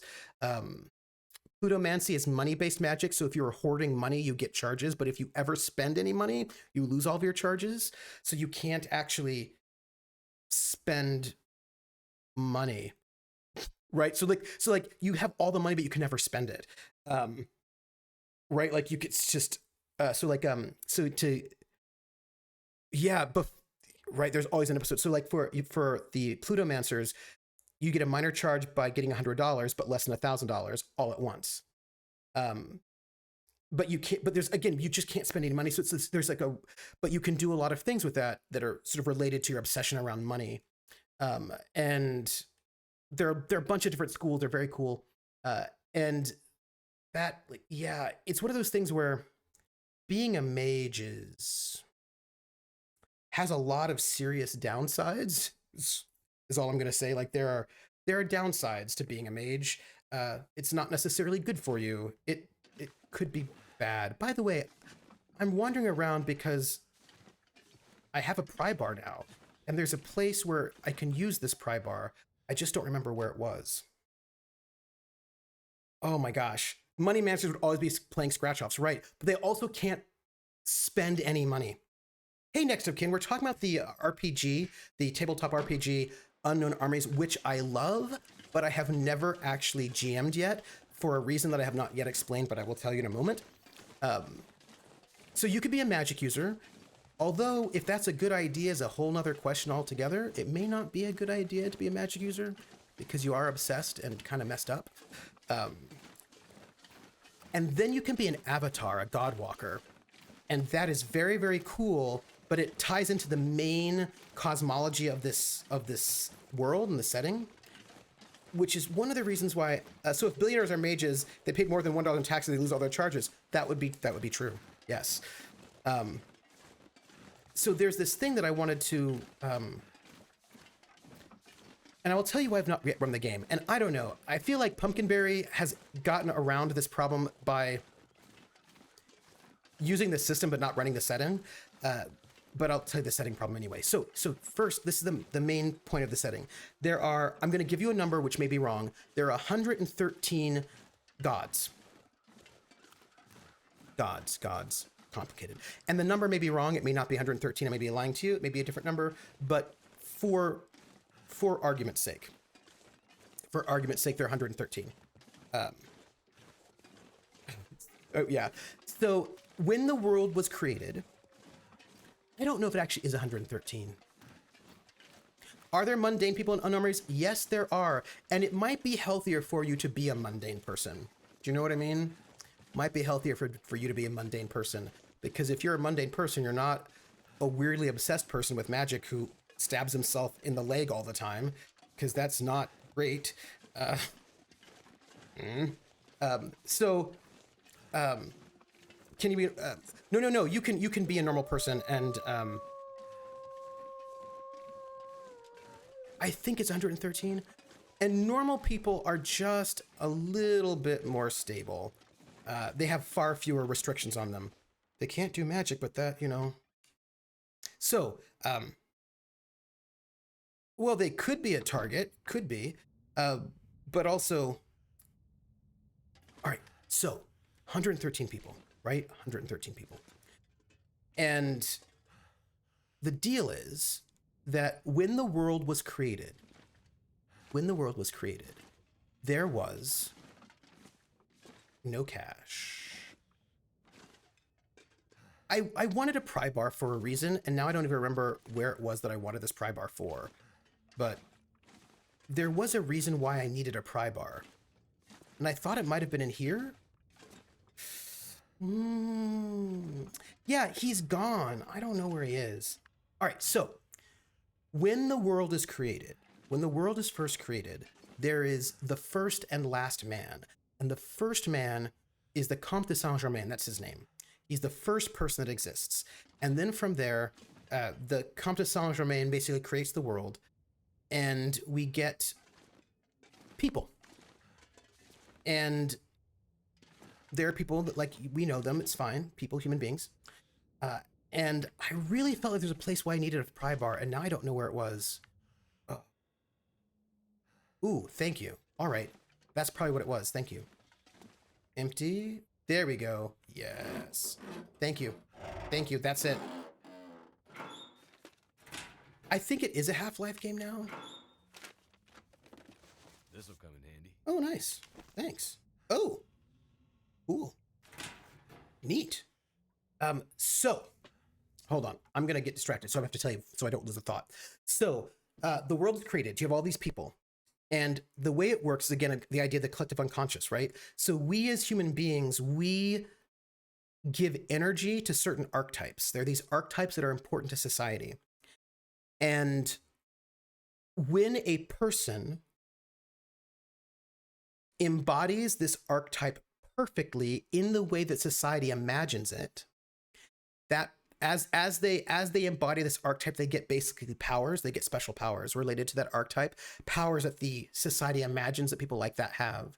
And when it's a percentage scale, when you hit that 100% and you embody that archetype completely and perfectly, you poof, disappear from the world and you ascend to the invisible clergy. You become the perfect embodiment of whatever that archetype was. And they always say that in the beginning of the world, the first like 50 or so archetypes come very, very quickly. The mother, the father, the soldier, the wise woman, whatever that these sort of like the messenger, the warrior, like these basic fundamental archetypes, they sort of basically fill up really, really quickly. And those people who embody that archetype ascend up into the invisible clergy. Now, here's the thing you have to know about that, though. Who it is that has ascended impacts the world. If the person who is the mother, who ascends to the mother, is a kind of a horrible person, then the world will be a little bit more horrible, because the person who ascended to form the archetype of the mother is kind of horrible. And then mothers will be kind of horrible. If the person who ascended as the father is a sociopath, the world will be a little bit less good. If the person who ascends to be the father is like kind and loving, then the world will be a little bit more kind and loving. So who it is who ascends into the archetype is actually quite important. Is it good to ascend? Well, you get a lot of power, right? In a way. Kenneth Haidt, who's very big, states that Unknown Armies tells us that the only reality is what human beings choose to make of it, and frightens us with the thought that only insane people care enough to really change it. But for all of that, it remains a game of alchemical optimism at its heart. From madmen and loners on the margins of society, a better world can come. If they want it enough to fight all the other madmen loners to the death and risk losing the rest themselves, that is. 333. Thank you. Thank you, Kron. It's 333. And then, of course, here's the rub, says Krellin. When there are 333 archetypes that have risen, the world is destroyed and remade, and society starts defining new norms and new archetypes. So what happens is that once you get to 300, once the 333rd person ascends to invisible clergy, the world is destroyed. Everything is destroyed. The Comte de Saint-Germain returns, the world is destroyed, and then the world is remade based on who is in the invisible clergy. So if the invisible clergy is full of really awful people, then the new world that is created is going to be kind of awful. If the invisible clergy is full of good and decent people, then the new world that is created is going to be more decent. Hey, Wild Engineer. So, and as time goes on, who are the archetypes, right? So, for example, probably it's 2021. What are the archetypes that have ascended? Probably the outlaw is an archetype that we have. Probably the gangster. At this point in time, I would imagine it's 2021. If I were running a Unknown Armies campaign right now, the reality star would be somebody who either has just ascended or is about to ascend, who can embody the reality star the best. That person is probably going to ascend into the invisible clergy. And do you want the reality star to be in the invisible clergy? It's a question. Like the reality star could certainly be one. The politician would certainly be one. All these sort of different. We are talking about Unknown Armies. So now, but here's the thing that's really interesting. You could be a magic user. You could be a mage if you wanted to in Unknown Armies, or you could also be a godwalker, an avatar. You can follow in the footsteps of one of these archetypes. And the more you follow in the footstep of the archetype, you get powers that are associated with that archetype. What happens to the boy band? It would probably be the one, the boy from the boy band. The name game. Come on, everybody. I say now let's play a game. I bet you I can make a rhyme out of anybody's name. The first letter of the name, I treat it like it wasn't there. And then a B or an F, on M will appear. And then I say bo at a B, then I say the name, then banana, fanner, and foe. Then I say the name again with an F, very plain. Then a fee, fi, and a mo. And then I say the name again with an M this time, and there isn't any name that I can't rhyme. Come on, am I Unimportant hero, unimportant hero, unimportant hero, but unimportant hero, banana fan fun important hero, fee, fi, mo, unimportant hero, unimportant hero, and our raiders. Come on to my house, come on. Come on to my house, come on. Come on to my house, I'm gonna give you candy. Come on to my house, I'm gonna give you everything.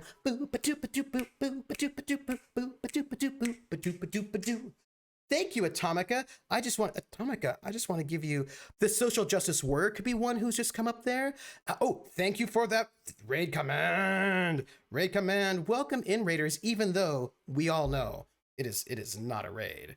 And also, I see that 100. I see that 100 bits. The reality star, the social justice warrior, the rock star. Maybe the guitar hero, like you can just imagine the martyr, oh my gosh, you can imagine them, right? Excuse me for one moment. I'm going to be singing "We're in the Money," as sung by Ginger Rogers from the film Guild Diggers of 1933, which means I'm going to be singing it in Pig Latin, in case you were wondering, right now in Pig Latin for you. By the way, if you do not know "We're in the Money" originally, I'm going to sing it first, not in Pig Latin, so you know what I'm singing when I get to Pig Latin. So, we're in the money, we're in the money. We've got a lot of what it takes to get along. We're in the money, the skies are sunny. Old man depression, you're through, you've done us wrong. Oh, we never read headlines about bread lines today. And when we see the landlord, we can look that guy right in the eye. We're in the money, we're in the money. We've got a lot of what it takes to get along. Right, so that's it in English, but I'm going to be singing it in Pig Latin because that's how Ginger Rogers did it. And if you don't know Pig Latin, it's when you take the consonant of the word at the start of a word, put it at the end of the word, and add a. So book becomes ukbe. And if it starts with a vowel, you end it with way, although Ginger Rogers is more complicated than that because she's extra. And so, Earway and hey, the anime. Earway and hey, the anime. Igwe at gile at way of way at way at way exutate gale on way oh. Earway and hey, the anime. Either I skays are ani say. Oh man, the ADS and pray, ooh, are ooh, gray, what's the unway on rail? Ewe every ebre headlines lay, way headbrands lay, oot day. And when we see the end, the order will look left, the eye got right in the eye. We're in the money, we're in the money. We've got a lot of what it takes to get along. Ooh. Yay. Oh, Caldrake, the narcissist, the megalomaniac, the trickster, the prophet, the fool, the priestess. Sort of like American Gods, I suppose. But of course, they're global. Let's go back to the game. But here's the thing you need to know. Also, what did I get in there? What did I get in that locker? Oh, I got some clothes that I should probably look at because they might be way better than the clothes I have. All right, so. I don't know if it's good. We will see. So here's the thing, right? You can display. Oh, it's not as good. You can displace someone. I wish I could pry bar that safe. Wish I could. So here's the thing. You can displace gods. Just because somebody is a god doesn't mean that they stay a god. Just because they've ascended doesn't mean they will stay there. So, for example, if you get close enough, if you follow that path, the archetypal path, and you get really close, you get to 100%. If you can change people's perception of that archetype enough so that you embody that archetype better than the old person who embodied it, you can kick them out and take their place, and they get drawn back down to earth, and you go into the celestial invisible clergy. So, there's that's what do you think? Do you think this windbreaker is better, or do you think the parka is better? This seems kind of complicated, doesn't it? The windbreaker doesn't. Ooh, well. Y'all, I could get rid of the parka. The windbreaker is less warm, but it breaks more wind, and it's better against. Oh, I don't know. So Caldrake says the internet god replaces Mercury Icarus. For example, yes. Like if you were like the internet person and you want to sort of take over the messenger slot from Mercury Icarus, or probably the person who ran the marathon, you would just need to be able to sort of get us to think about messengers less as marathon and more like you, the internet person. And so then you could then take over, sort of pass down the old person, become the new person. And yeah, keep and swap. Yeah, maybe I'll think I'll just keep them both. Yeah, that's what I'll do. I think that's fine. Also, I'm going to eat some food while we're here. I've got just like I wonder what that's all about. Let's just have some peaches. So also, by the way, I think we should probably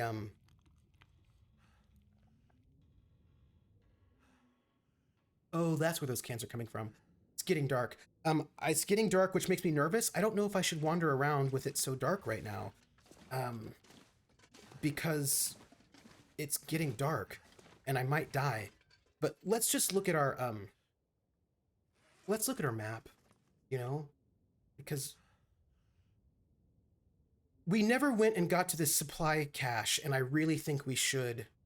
Also, there's this bridge here that seems interesting, and I don't know if we can get out of that bridge, but also we have to visit Lily's grave. Yeah. And this is the climbing area. So I think,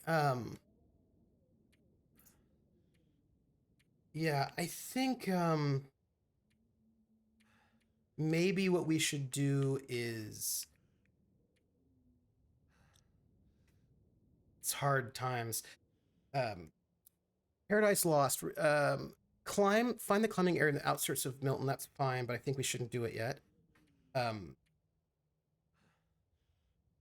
We're missing a safety deposit box, which is fine. There are a bunch of like supply. Yeah. I feel like we should do a couple things before we leave, including trying to find these old man's beard wound dressings. I think we just shouldn't leave yet. I think we should stick around in Milton a little bit longer to, Can you set unknown armies in any era? I mean, I suppose you could, in the same way that you could run Vampire the Masquerade in any era. It's just that it was sort of set up to be modern. Like it's set up as a modern day game. I suppose you could. There's no reason why you couldn't. It's just that it's built to be a bit more of a modern game. So, what is it that... Oh, hey, look, there's meat. There's a dead deer over there. And I would be super interested in getting meat. Also, we can't leave the Grey Mother yet because we've got things that are tanning, So what do you do? So the game I love, the mechanics, it's a percentile dice system, which is, great. Oh, no, you're right. It is human bait, isn't it? You know what? Here's what's going to happen. I'm going to run. I'm going to run. That's not running. I'm gonna run. I'm gonna run. I'm gonna run. I'm gonna run. I can't run. I can't run, everybody, because I'm encumbered. Yeah, I'm not gonna get the meat right now because I might be bait. So, but I'm just gonna, you know, see if I can find that cache of stuff and get myself more encumbered, because who doesn't like lots of encumbrance? So it's a D100 system, but what's very cool about it is that you pick these things that are your obsessions, these things that are really important to you that you're kind of obsessed with. And when your obsession or your values would come to bear with that die roll, you can flip the dice so that you have some ability to sort of mess with probabilities based on your obsessions, basically, which is pretty cool. I am kind of tired. Also, you can, besides that, you can do, what else? If you get doubles, so like 11, 22, 33, 44, 55, 66, then you get bonuses, right? Like that's like a positive thing for you. Yeah, we're looking for Spanish moss. Yeah, that's what I need. I need to look for the things. Oh, I'm a little, it looks like I'm not doing well because I'm tired. Well, so I'm here. I need to get here is what I need to do. The question is, how do I get there? Is not a thing I have an answer for at the moment. So let's note it. Let's note that I'm not quite certain how we're going to get where we need to, where that cache is. Like, it's the old man's beard, I think it is, which I think that stuff is probably off to our left from here. Also, I probably shouldn't be carrying this much stuff.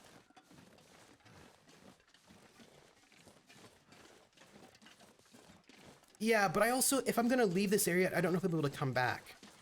So I don't want to, like, just... Okay, sure.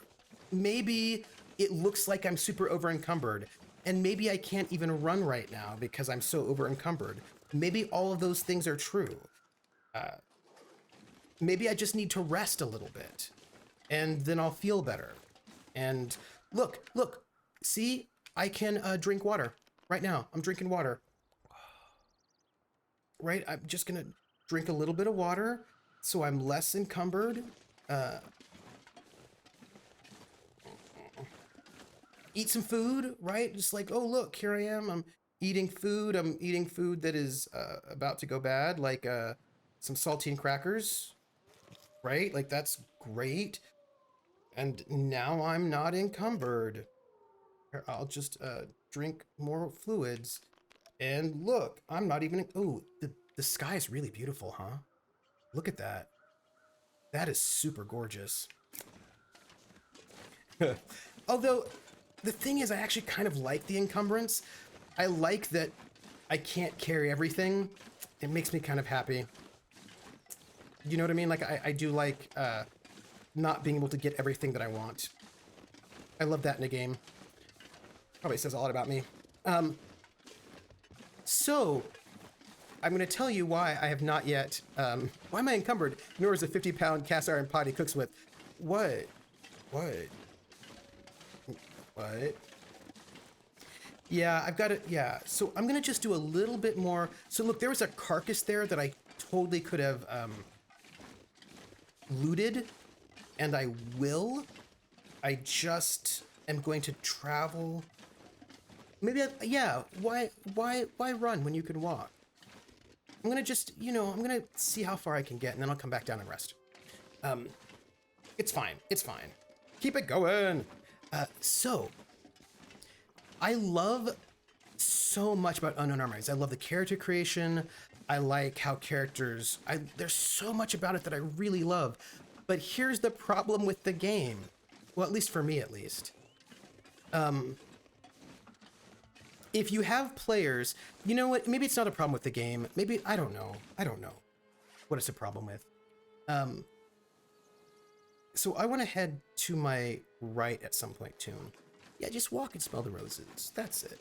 So the problem I have is that I wonder if I can even actually get here or whether or not I have to climb.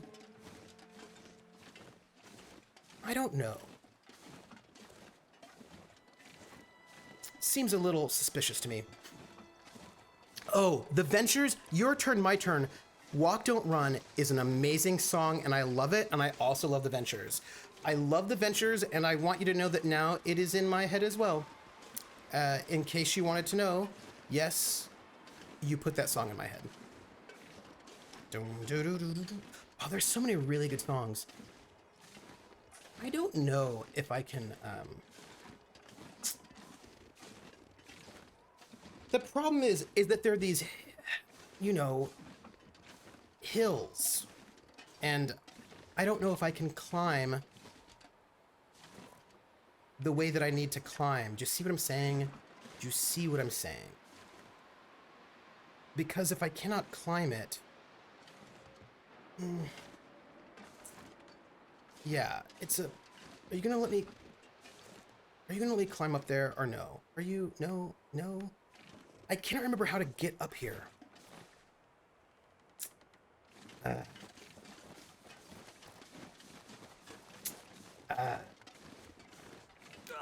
Oh! Oh no!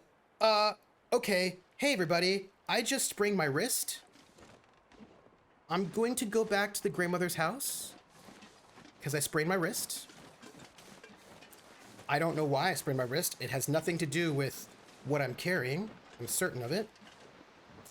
We're going to go back to the gray mother's house. We're going to bandage ourselves and we're going to go to sleep. That's what's going to happen right now. We were just exploring that. Yeah, okay, it's great. Good times, everybody. Feeling real healthy. So the one problem I have with Unknown Armies, and it's not really a problem with the game, it's just that you know what it's like? It's like Vampire the Masquerade. Vampire the Masquerade is a game that has a lot of lore, and in an ideal world, unless everybody's playing a neonate, and unless everybody's playing somebody who knows nothing about the game, it's kind of great if people know the game, like the lore a little bit. You don't have to, but it's better. And for this game, if people want to be like, if you want someone to be a Godwalker or a mage, it's better if they know the cosmology a little bit. And so there's a little bit of lore info dump if people have never played the game before. Now, if you have players that are interested in that kind of stuff, then there's no problem with Unknown Armies. You can have people who know the lore, they start up, and everything is fine. And there are no problems at all. But some players don't want to learn lore. They just don't want to. And that makes Unknown Armies a bit trickier, because the lore is really quite important to the game. So, you know.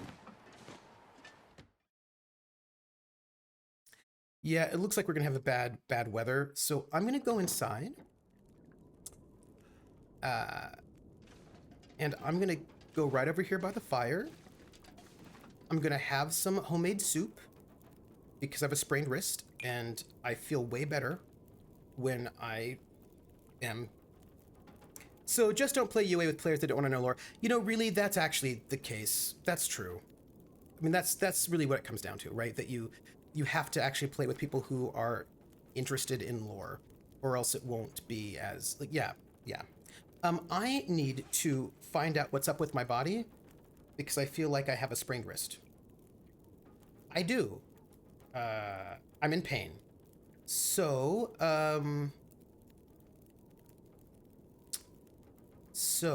recovery time. Let's just, I would like to treat it. Krellin says not all games are for all people. That's true. Coldrick says D&D, any kid can walk off the farm and into a tavern become an adventurer. Some games also demand you know stuff first. Yeah. Unimportant Hero says, sucks for those players at my tables because my ADHD DM but will excitedly lore dump all over them no matter the game.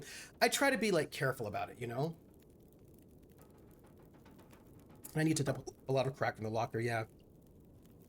Is there a way for a mundane person to, like, become less mundane? Or is the character creation process essential?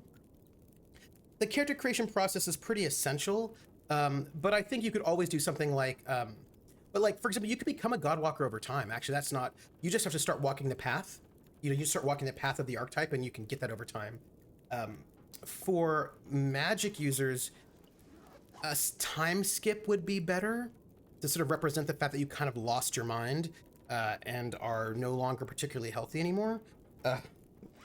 That's like a bit of a better way to go. I would probably do a time skip is what I would probably do. So, do I just do this? Yes, I'm gonna do it on my left hand. Bandage. I'm treating my wrist right now. See? Look at that. Can I use this on my... I have pain. How do I deal with pain? Rest or drop some of your gear. That's fine. Oh, so I can just drink some tea. Treat it or let it heal on its own. I'm gonna just go to sleep, everybody.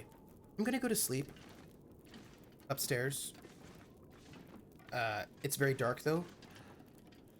So I'm gonna go upstairs. I always forget. I do have painkillers. I have painkillers. I got booze. But I'm going to go to sleep. It's just that it's kind of dark in here, and I always forget where the bedroom is. Hold on, give me a second. I'm just gonna light a match. You know, see, look at that. I hadn't even gone far enough. We're just gonna, there it is. We're just gonna go to bed. It's late. I've been wandering around. I sprained my wrist and I'm in pain and I'm gonna sprain wrist and super tired and I should just go to bed. That's all. We're gonna go to bed. Bed. We're gonna just get ourselves a good, like, 9 hours of sleep. Well, next time he wants to run away from a wolf or a bear.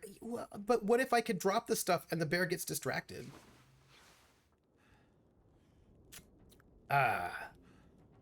I'm no longer in pain. I have a sprained wrist. I'm at a risk of spraining things, which I feel like, I feel like what I do right now is I eat some dog food. I'm running out of food, people. I'm gonna eat some sardines. And then I'm gonna drink some water. And if I do all of that, I feel like I will no longer be encumbered. I'm imagining walking around with full of stuff just dropping at the first number, like, ah! Okay, so I am technically still encumbered by an amount of stuff that is not a small amount of stuff, but, you know, it's why is it so dark out? Here we go. We're going downstairs. I've slept, I'm well rested, I'm a little bit hungry, I've got this sprained wrist, but we're just gonna walk, it'll be fine, it'll be fine. I would like this stuff to be... I feel like I can't leave Milton. Do you see what I'm saying? Like, I feel like I cannot leave Milton. Try putting stuff in the cabinets, but what if I put stuff in the cabinets and then I cannot get it back again? Oh, I don't want a whiteout. I feel like whiteouts are rude. And not fun. Okay, so I need all my fire starting stuff. At least I need a lot of it. I mean, I could get rid of, let's say, 5 of those. I could get rid of... I don't want to get rid of these things. Okay, I've got a bunch of stuff for medicine, but I'm not going to get rid of any of that, clearly. Well, no, but I am going to burn it when I need to make a fire. That's the thing. When I need to make a fire, I'll totally burn it. Clothing. Most of this I'm wearing. So I don't need to deal with that. Yeah, and I mean, the thing is, I don't want to get rid of my food and drink because I don't have a lot of food and drink, so I'm a little bit worried about that. In terms of this stuff, what do I have? I've got, that rope is pretty heavy, but I need to keep it clearly. I will get rid of one of my cans. And yeah, yeah. And all of this stuff, I just have to keep what I have, everybody. There's all sorts of really cool stuff there, the cabinet, but I'm not keeping it. Okay, look, we're just gonna leave the house. And we're gonna hope that we're not in the middle of a blizzard. I don't think I have the, I think I would need a workbench to do that. And that and that workbench is, by those wolves, you know? So what is this? We need to go up here. We're gonna go over here to the graveyard. And, this looks bad, everyone. I don't like it. Oh, your turn, my turn. Tell me about it. Tell me about it. Also, you know, I'm only so over encumbered, and with the weather this bad, I'm sure wolves won't be around. And we have to look for old man's old beard's moss. Oh, hey, hold on a second. I have an idea. How about if we put on our windbreaker? It does not look like it's helping. It doesn't look like it's helping. Maybe the wolves are smarter than I am. That's entirely possible. I don't know if it's really smart of us to be wandering around in this weather. But oh well. Did you hear something weird? Do you think the wolves can hear me? By the way, we also need, like, old man's beard.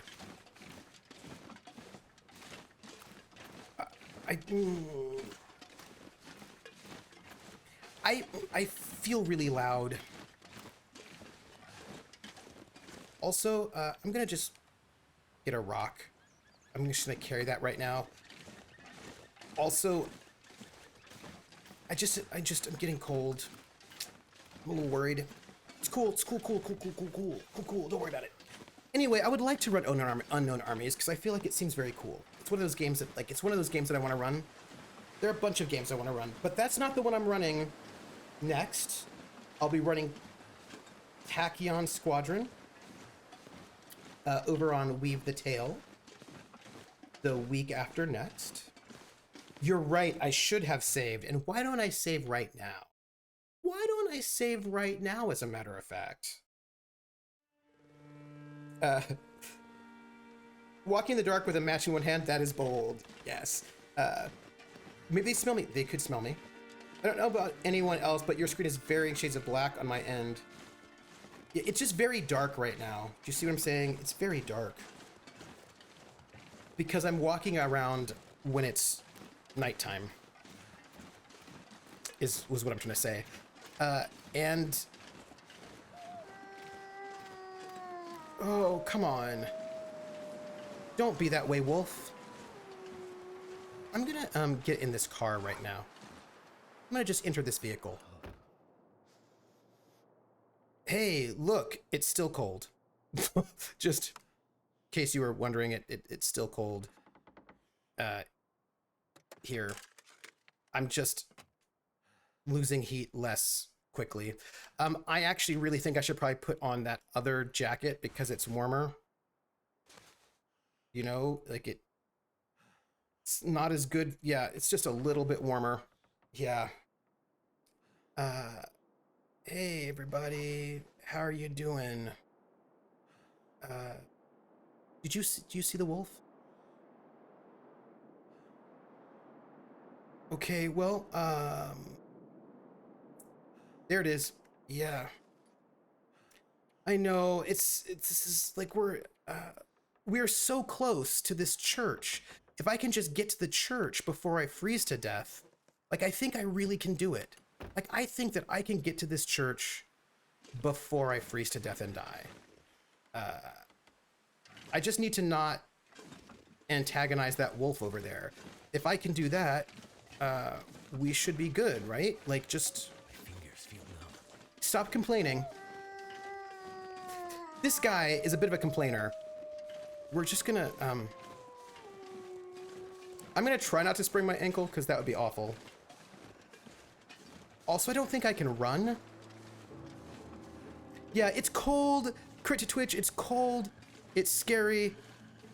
There's a wolf? Okay. No, leave me alone, wolf. Can I run? I can't run. Looks like I made it through another night. Yeah, that's great. Also, there's a wolf who's chasing me. I'm gonna just not look at it. I feel like if I don't look at the wolf, it won't eat me. I just feel like if I don't look at the wolf, it won't eat me. Yeah, if I didn't have so much crap, I totally would be able to run right now. Cold. Yep, I'm gonna just keep walking. I'm gonna get to this church. Krellin, what if they, okay, but what if they are closet monsters and also bug bladder beasts? If you don't look it in the eye, it will not eat you. I feel like this is, let me just get through here. Come on. Okay, well, just get through. Nope. Let me just get through right here. Not looking at it. Is it following me? Is it behind me? We're gonna just open the door. Just opening the door. We're gonna just step inside. I don't know where my towel is. I should have a towel. Oh. Hey, I'm in the church, everybody.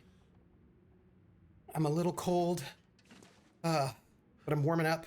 I'm not getting hypothermia. A little bit worried about wolves outside. Oh, okay. Oh, look, nobody died. Nobody's dead, which is great. I'm gonna save. I'm gonna just have a quick save in the midst. I probably shouldn't save now. I should probably wait till after warm up, but we're gonna save now anyway. Okay, I feel like you all in chat are worried about me sometimes because you think that I do unwise things, like put myself at extreme risk. And I don't think you're wrong. I don't think you're wrong, chat. I think that you're probably right. But I'm no longer at risk of having hypothermia, so that's good. And Could end up being useful. I'm gonna get a new hat. The extreme risk is exciting though. It is, right? Like, I find it actually, you know what's interesting? I don't need to worry about that right now. There is something actually, the game is actually weirdly exciting despite the fact that there are no zombies except for maybe me. I feel like I'm the only zombie here. And I think I can use this. I was talking to, I feel like, oh, hey, look, it's a campfire. There's a campfire here, people. You know what that means, campfire? Oh yeah. I'm gonna take this stack of papers. I'm gonna take these wood matches. This anymore. I'm gonna take these books. I want you to know that I, right now, in this moment, I'm gonna make a fire so hard. Let's do it. I hope there's nobody else here. Let's see. Let's have some wood matches. And I've got some tinder. Got some cash. I've got some fuel for books, and I don't think I even need accelerant, so I think we're just gonna make this fire. Yeah, we're gonna burn all the money in the church next to kin, all of it. Next to kin, we're burning all the money. I want you to know that I'm going to be running Tachyon Squadron, which is Fate. Oh. Yeah, let's add some fuel. Let's add some books. And let's add some reclaimed wood. And also, like, some sticks. You know what? I could actually, I should probably put some, I can burn my torches when I make them. That's really good. Oh, I feel real good about this. I could make some more water, but I won't. Ooh, but you know what I could do? Ooh, check it out. I'm gonna cook something. I'm gonna cook, are you ready? I've not done this before. I'm gonna cook peaches. How about that? I've never cooked peaches before, but I'm gonna cook peaches now. They might be healthier if you cook them. I don't know if hot peaches are better than cold peaches, but that's what I'm gonna do. And oh, and Krellin said that while we're here, we should always do things like make bandages or prepare rose hips or things like that because, you know, less botulism probably. Great. And let me get my peaches. And I'm gonna just eat them now. I don't know if eating them cooked is better for me, but that looked pretty good. Oh, you know, I'm warming up and I'm all warm now and I feel real good about my life. No, I feel like, look, Krellin, what it might be is that I might just tend to, if there's like good advice somewhere, I might just tend to think that I got it from you. I learned it from watching you, Dad. I feel like I'm better when it comes to my encumbrance right now. I mean,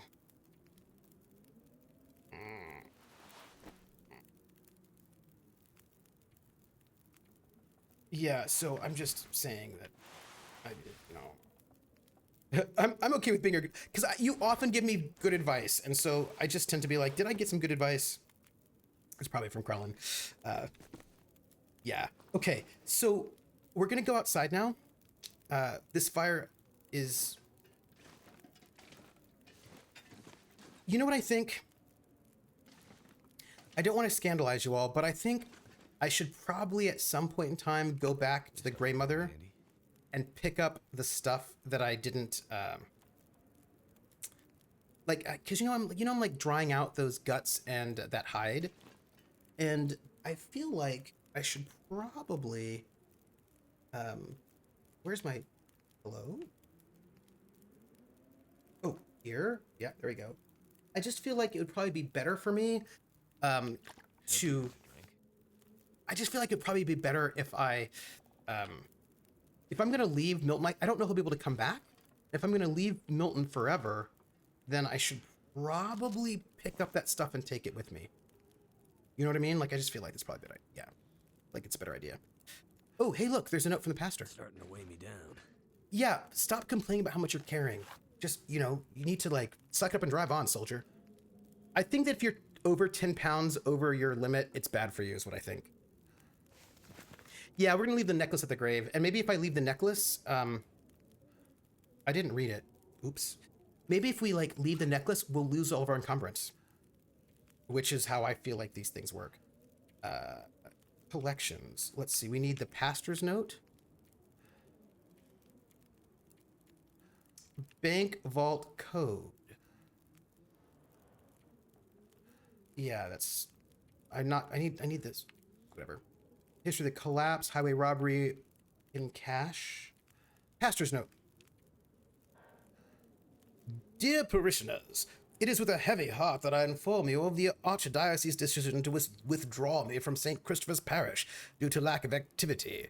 Though there have never been more than a few of you in recent years, your dedication to the church and support of my efforts here will not be forgotten. Henceforth, services will be available via Skype only. Continued Latin lessons also. Please accept my apologies.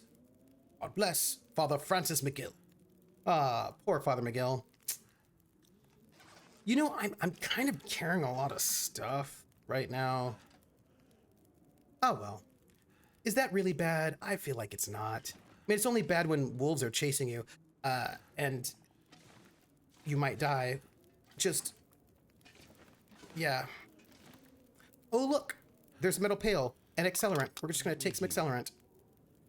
And a cloth. It drops above the grave. When did this...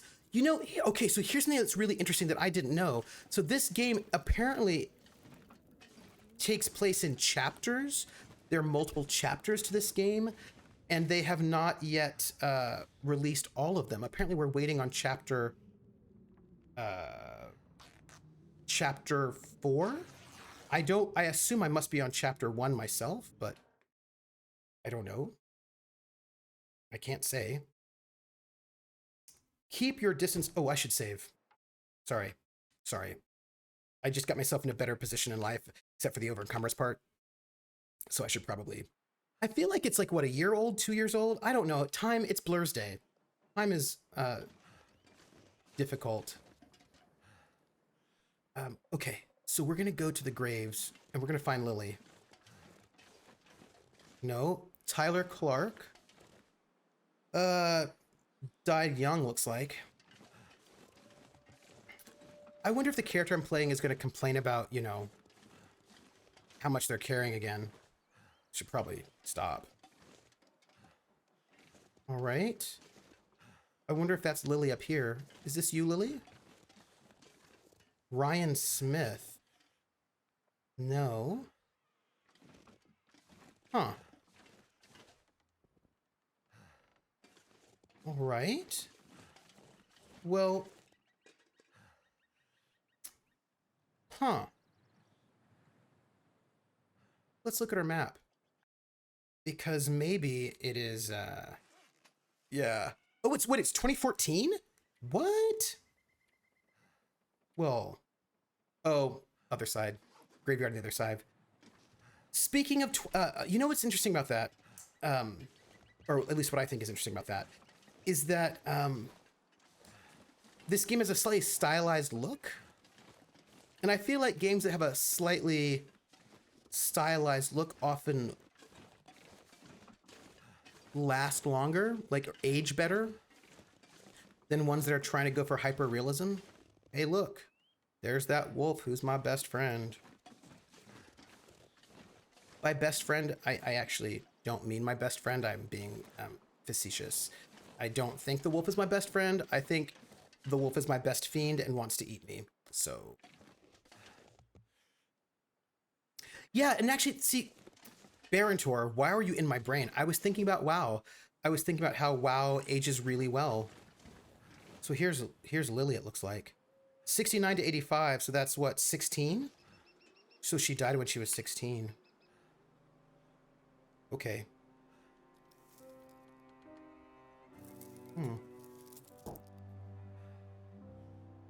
I would have draped those a little bit better, personally.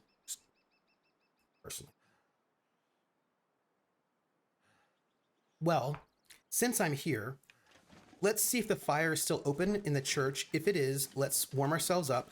And there is something maybe, I know, right? There is something maybe further down the road, which could get us goodness, perhaps.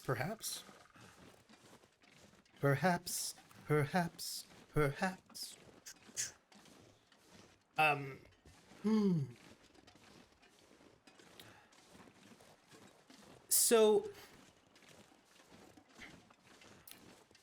there is a genre of game. I hope the fire's still on.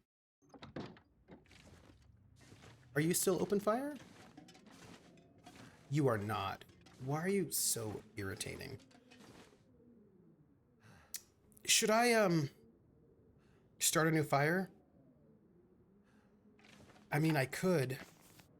I mean, I've got a lot of supplies, so we can just do a little bit, like a little bit of a fire, not too much. Let's do our wood matches. Cash. Reclaim firewood. A little bit of accelerant. Just it won't be too long. Looks like it worked. It did work. So again, I'm kind of over encumbered, but there's not a lot I can do about that. You know what I mean? Like, it's just, I just think it's what it is. I just think that it's my life. While I'm, do I need to, oh, I'll eat. Hey, I'll eat something. I'm gonna cook some food while we're here. Oops. Because I'm gonna cook, more peaches. Yeah, I'll cook more peaches. Boom. That's what I'm gonna do, because might as well, right? Cook some peaches, eat some food. Everything will be great. Be 14 minutes. Everything's gonna be fine. Everything's gonna be fine. So yeah, I'm gonna be doing this Tachyon Squadron. Tachyon Squadron is gonna be a 3-shot over on Weave the Tale. Next, so this Saturday is the season finale of Fate of Cthulhu, which has been real fun. Next week will be the session 0 for Tachyon Squadron offline. I think we're waiting on one more cast member. I think we've almost got the full cast, and then we're waiting on just one more person. I think we'll find out pretty soon. And then once we get that person, we'll have our session 0, and then there'll be 3 episodes in a row. Only 3. It's like a fast romp for 3 episodes. The Tachyon Squadron is a game that is a setting for Fate that I've been wanting to run for a while. I'm a little sad that it's only gonna be 3 sessions, but it's just gonna be a short 3-session thing to see how it goes. They did ask if I wanted to run it as a full campaign when their next season starts. The only problem is their next season starts like soon and would run through July, right? So basically, I'm gonna just eat this. Look at me eating the food. Yeah. And I'm all warm and I'm... So y'all, I think what we need to do is, this is dying out. We're gonna go and try, there's a, here, if you look at the map, I was pretty sure there was a thing over here that, maybe we don't need that. What do we need to do right now? Well, I mean, we can go back to... I really want this cache, but I don't know how to get there. I don't know how to find this cache. Oh, I should save, you're right. They will be 6 p.m. Eastern, like Fate of Cthulhu, yes. 6 p.m. Eastern is 11 British time, so it's not too bad. I mean, you'd stay up to 2, which is like what I do when I watch Critical Role, so it's not super bad. Yeah, I'm gonna check my quest. So the side quest is, I still need to get this basics of survival, right? These old man's beard wound dressing I've got to get. I'm missing a couple safe deposit boxes, which I'm not too worried about. You found a note describing a possible location of emergency supplies near a bridge outside of Milton, which I think is around... Let me get there. Yeah. I need to go back to talk to the Grey Mother. And... yeah. So I feel like what we could do, it's a bit of a risk. Like, I don't know if it's a good idea, but there is this grave. Not grave, pardon me. There's this bridge, and there might be supplies by this bridge over here. And it's a long walk, and I don't know how warm and safe it'll be. But what we could do is walk until we get halfway cold and see how far we've gotten. This is my thought, that we just see how far we get walking towards that bridge. And if it looks like there's no shelter, then we come back. Or no place to set up a fire or anything like that, then we come back. Although I might be able to set up a fire anywhere. I don't know. We'll see. Anyway, so if you don't know, Tachyon Squadron is Fate Corps. And it's basically your starfighter pilots like Buck Rogers or... ooh, hey, Flare. That'll come in handy. Buck Rogers or Battlestar Galactica or Top Gun. So you're like brave space starfighter pilots running around doing the stuff, adventure. And I would have been willing to run a full campaign of it because I am. Ooh, well, we're just gonna see how far we can go. We can't get very far. By the way, if you see anything that looks like old man's beard moss creeper stuff in trees, let me know. We're just gonna see how far we can get. Maybe it's actually not as far as we think it is. You know. And then if it's not that far, we'll be good. As long as the weather doesn't turn bad, I think I might be okay. Anyway, so that seems like it could be a fun romp, just like a good fun. The concert's at 10 p.m. I just want to sort of get ready for it and make sure I get like the email to get the. I want to get the email to get the. Because you have to, I mean, they're going to email me the ticket, the link to the link. I feel like I know what I'm talking about. They're going to email me the link so I can watch the thing live. I've got to sort of hook up with my pal so that we can watch together. So yeah, there's just, and I should eat. So there's just got a little bit to do before it goes, but I've got a bit of time. And if we can just make it to, this bridge and back. Hope, the name game. Come on, everybody. I say now let's play a game. I bet you I can make a rhyme out of anybody's name. The first letter of the name. I treat it like it wasn't there. And then a B or an F. Or an M will appear. And then I say bo at a B. Then I say the name. Then banana, fanner, and foe. Then I say the name again with an F very plain. Then a fee, fi, and a mo. And then I say the name again with an M this time. And there isn't any name that I can't rhyme. Pope World Build, Pope World Build, Pope World Build, Bope World Build, Banana Fana for Fope World Build, Fee, Fi, Mo, Mope World Build. Pope World Build. Thank you for that resub, Pope World Build. How are you doing? So, hey, Hawkeye, how are you? Oh, I'm gonna go and see. It's live, so it's not recorded, it's not pre-recorded, it's a live concert, which is happening in Ithaca, which is where I'm living, but I'm not going to the concert hall because it's being streamed live. It's, and I did not answer the question to Coldrake. Bella Fleck. We all come around to finish the thought that I had in the beginning of the session, so this is good. Bella Fleck and the Flecktones are performing for like their 30-year anniversary, I think, of some such. And if you don't know who Bella Fleck is a banjo player. And he, I think, first came to prominence as part of the band The Newgrass Revival. And the Newgrass Revival was one of the, in the 70s, let's say the 70s. Storm the Poke. In the 70s, there was a group of young people who were very excited about doing something different and new with bluegrass.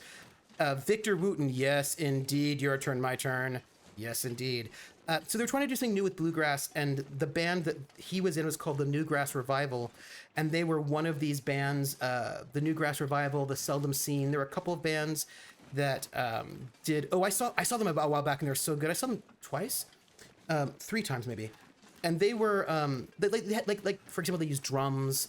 They were just kind of doing slightly different things with bluegrass and kind of new and experimental ways. It was really cool. And after that, he left the Newgrass Revival. He did solo stuff, but he formed a band called the Flecktones, and they're a jazz band. And so it's him on banjo. There's a guy named Victor Wooten who's on bass, who is amazing, an amazing bassist, jazz bassist. Victor Wooten's brother is named Future Man, and Future Man is the percussionist. And what he does on percussion is phenomenal and outstanding. He has taken like a guitar body, and he put piezo pickups. He like bolted them onto the body, and then he runs it through like a MIDI patch, so he can play percussion on this guitar body. And I am going to pause for one moment. So like he'll have the guitar with these pads on it. So it'll go like and it's not like a keyboard, it's not a keytar with keys. It's actually little pads that he hits. So he can hit the pads.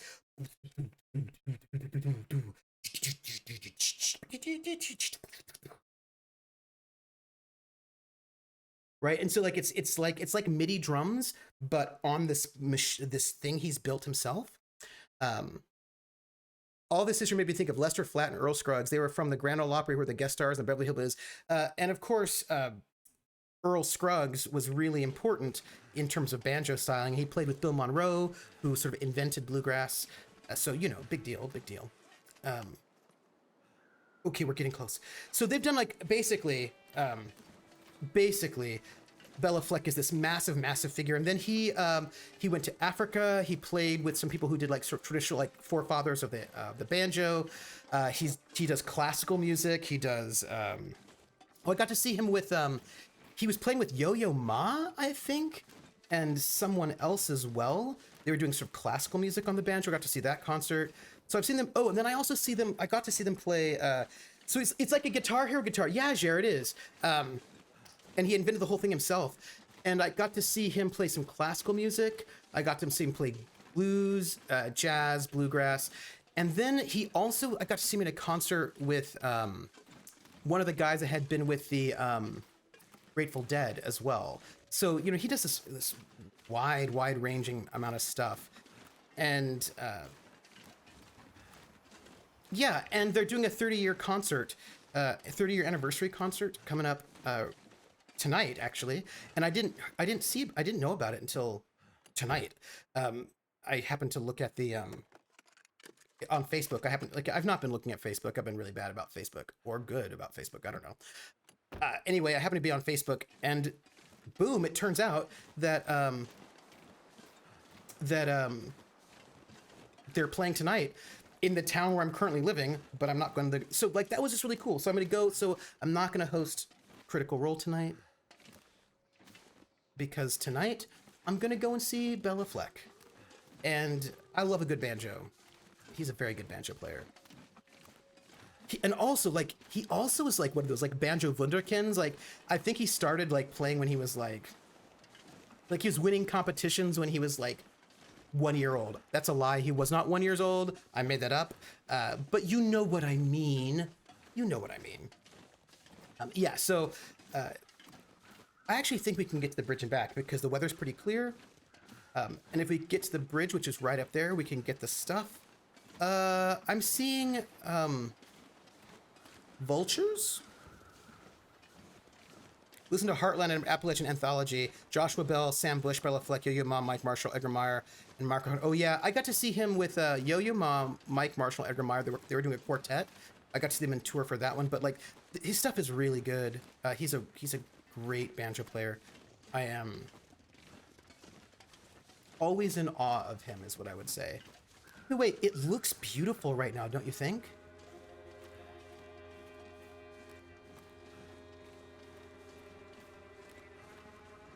Why am I getting creepy music? Now to find that secret stash. Yeah, let's find the secret stash and get a little bit more encumbered. Because who doesn't like... I'm not going to fall off. I just want to look to see what's down there. Side note, I think it's interesting that I really somehow believe that if I, like, twist my head a little bit, that... I wonder how many vehicles I can open the hood of. Ah, here it is. Oh. Is it food or... Okay. I got a bunch of moldy peanut butter. Hey, all right. That's not bad. Oh, I got a lot of stuff. Hey. That's real good, everybody. I feel like we've done really well as a team. Yeah, it's probably too cold. I do want to go a little bit further and check the rest of these just check the rest of the vehicles. And then I feel like I should probably go back. You know? Don't you think?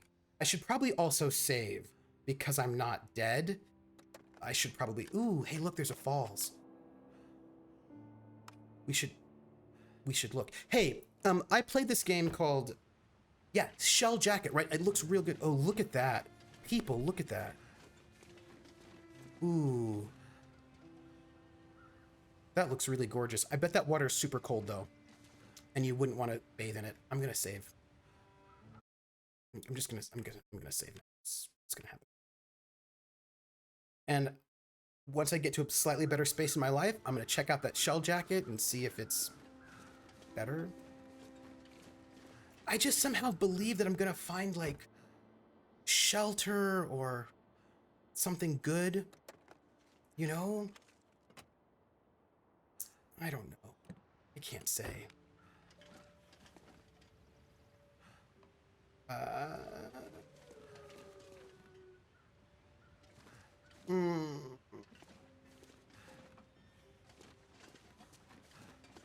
wonder if you could... You know what I've not been doing? I've not been opening the hoods in all these cars, and maybe I should. I don't know what that will do for me, but maybe I've been missing out on... I think I can use this. Hey! Leather shoes, which you can use for not a lot? I feel like I have been irresponsible in my hoarding tendencies. I feel like I've not been hoarding enough, and I am going to try to rectify that. Just... Oh, I'm not putting anything in the glove box. So how is that for exciting, right? I opened the boot and the hood. Oh, hey. Car battery.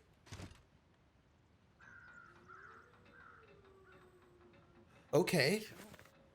Much to carry. What do you mean too much to carry? Why are you complaining? Okay, so it's a lot of stuff. Sure.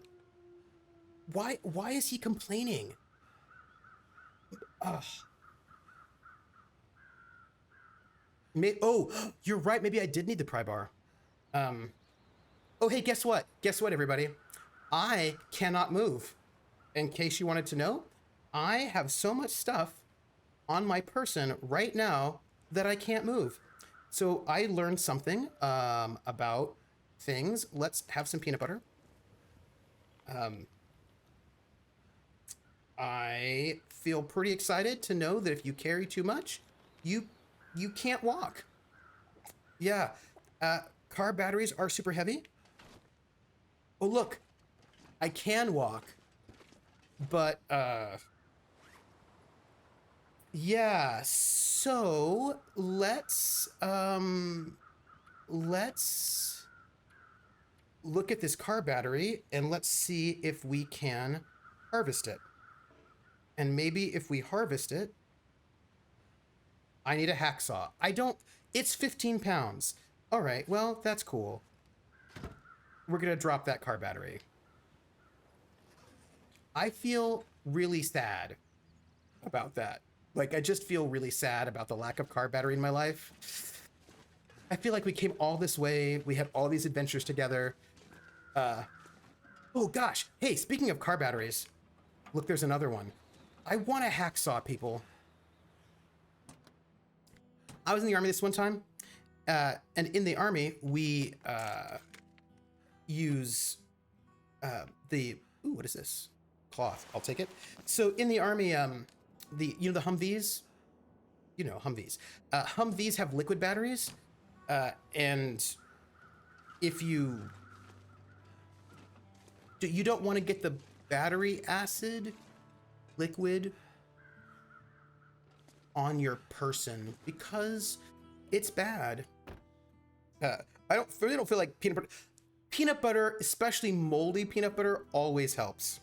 Wonder if this is any good to eat. It always makes you feel better.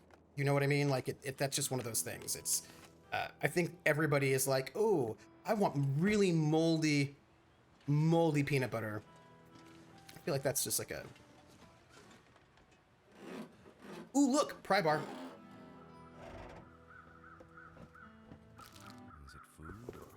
Ooh. I got some ski boots. Hey, where do you think this road will take us, by the way? It's not our mission, though. So here's my question. I think we probably shouldn't go here, right? Right? We probably shouldn't go this direction? Yeah, Sulfuric asked me really nasty skin. So let's save.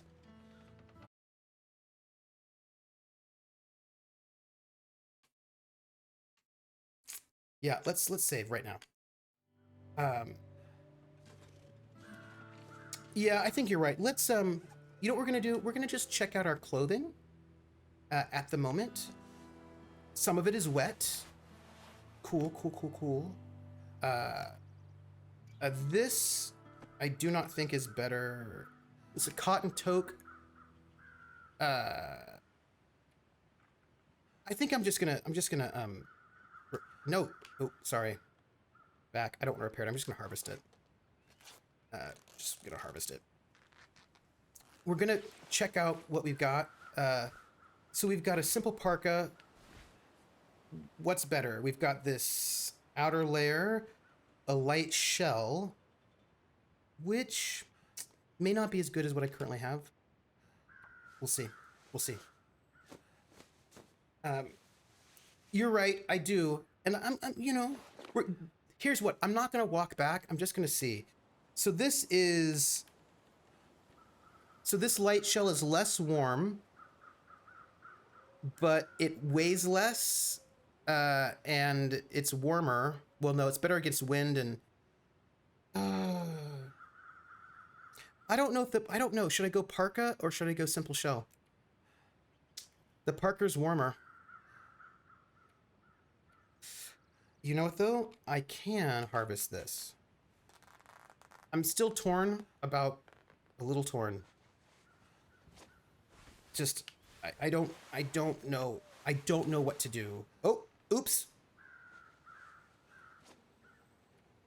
I don't know what to do.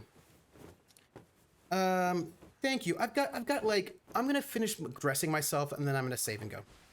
That's it. And... nothing there. The mittens... oh, hey. Nope. I wanted to repair these and see if they were better. I hope... while we're...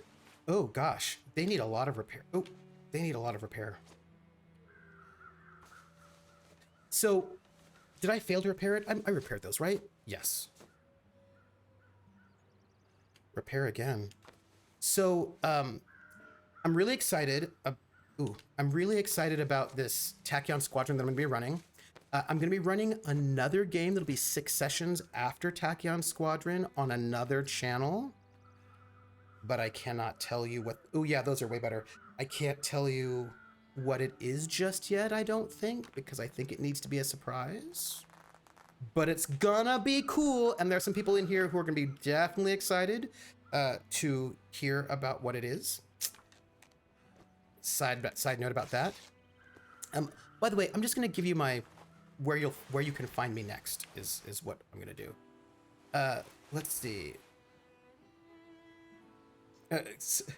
Hey, I try to make sure. Ooh, Crit Twitch, you did remind me. You reminded me of a thing, and I want to thank you for that.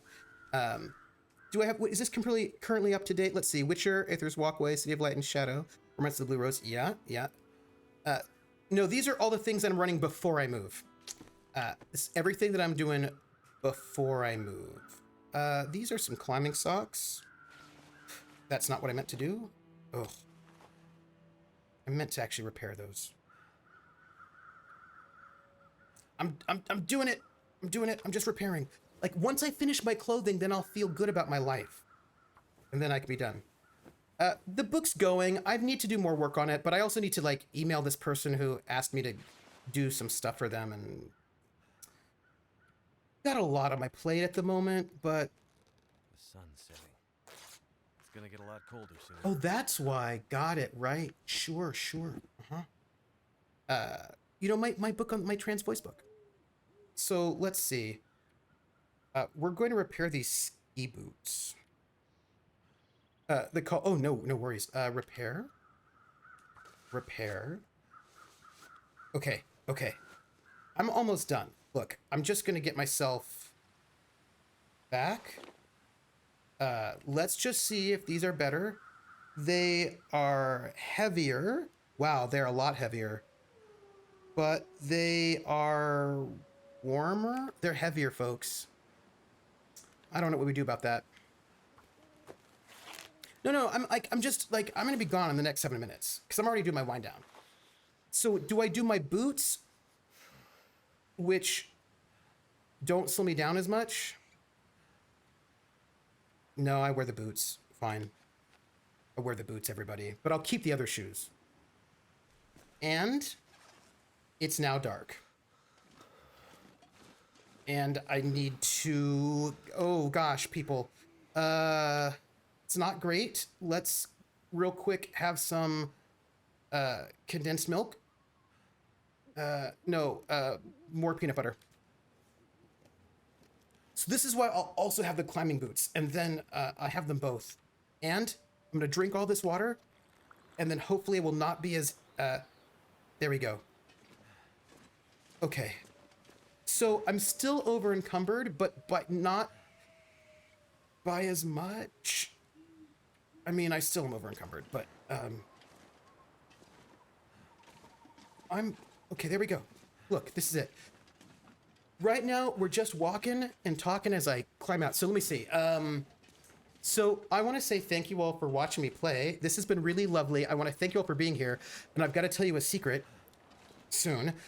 Today is Thursday. I normally host Critical Role on my channel, but I can't because I'm going to go and see Bella Fleck. And I'm going to eat. Tomorrow is Friday. I don't know if we will have Aether's Walkway tomorrow because our GM is moving to Berlin.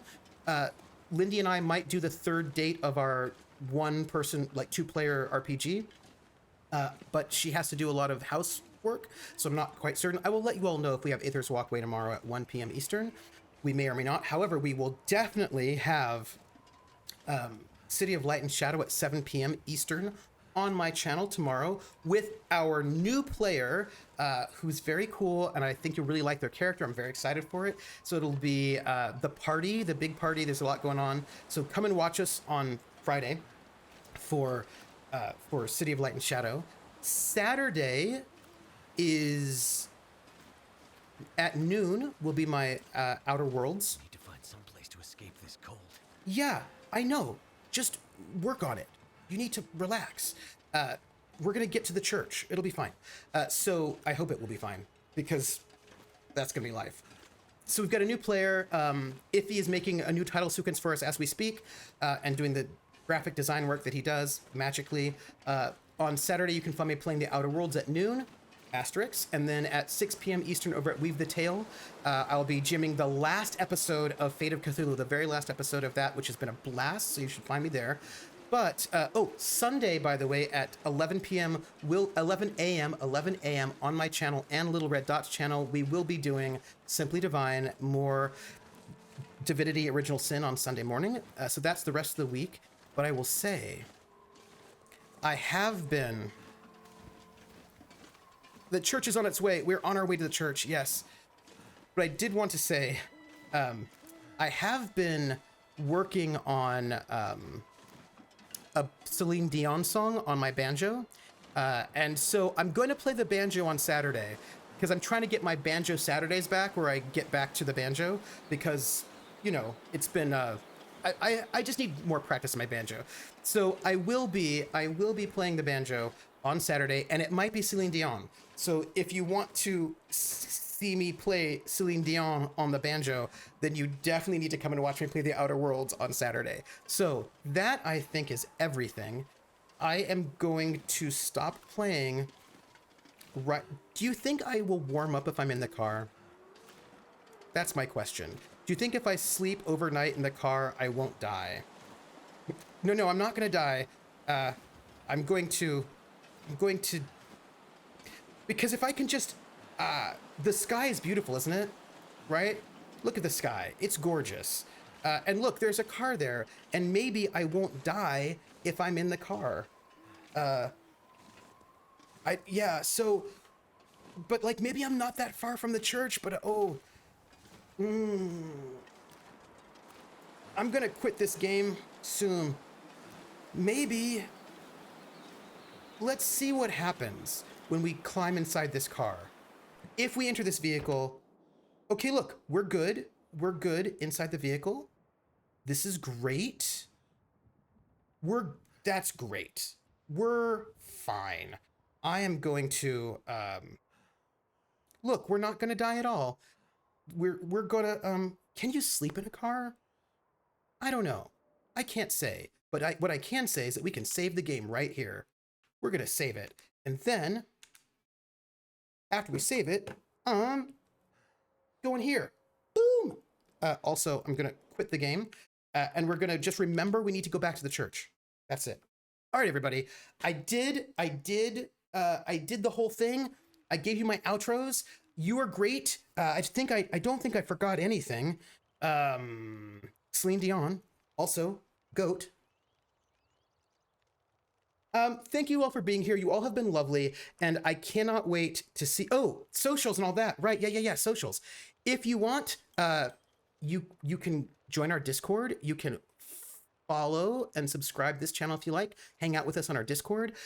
You can find me here, of course, or you can find me at Trooper SJP on YouTube, where I've got the archive of all this stuff, and I will be putting vlogs on there probably after I move. And also, you can find me at Academic Foxhole on Twitter, where I make long Twitter threads and random things.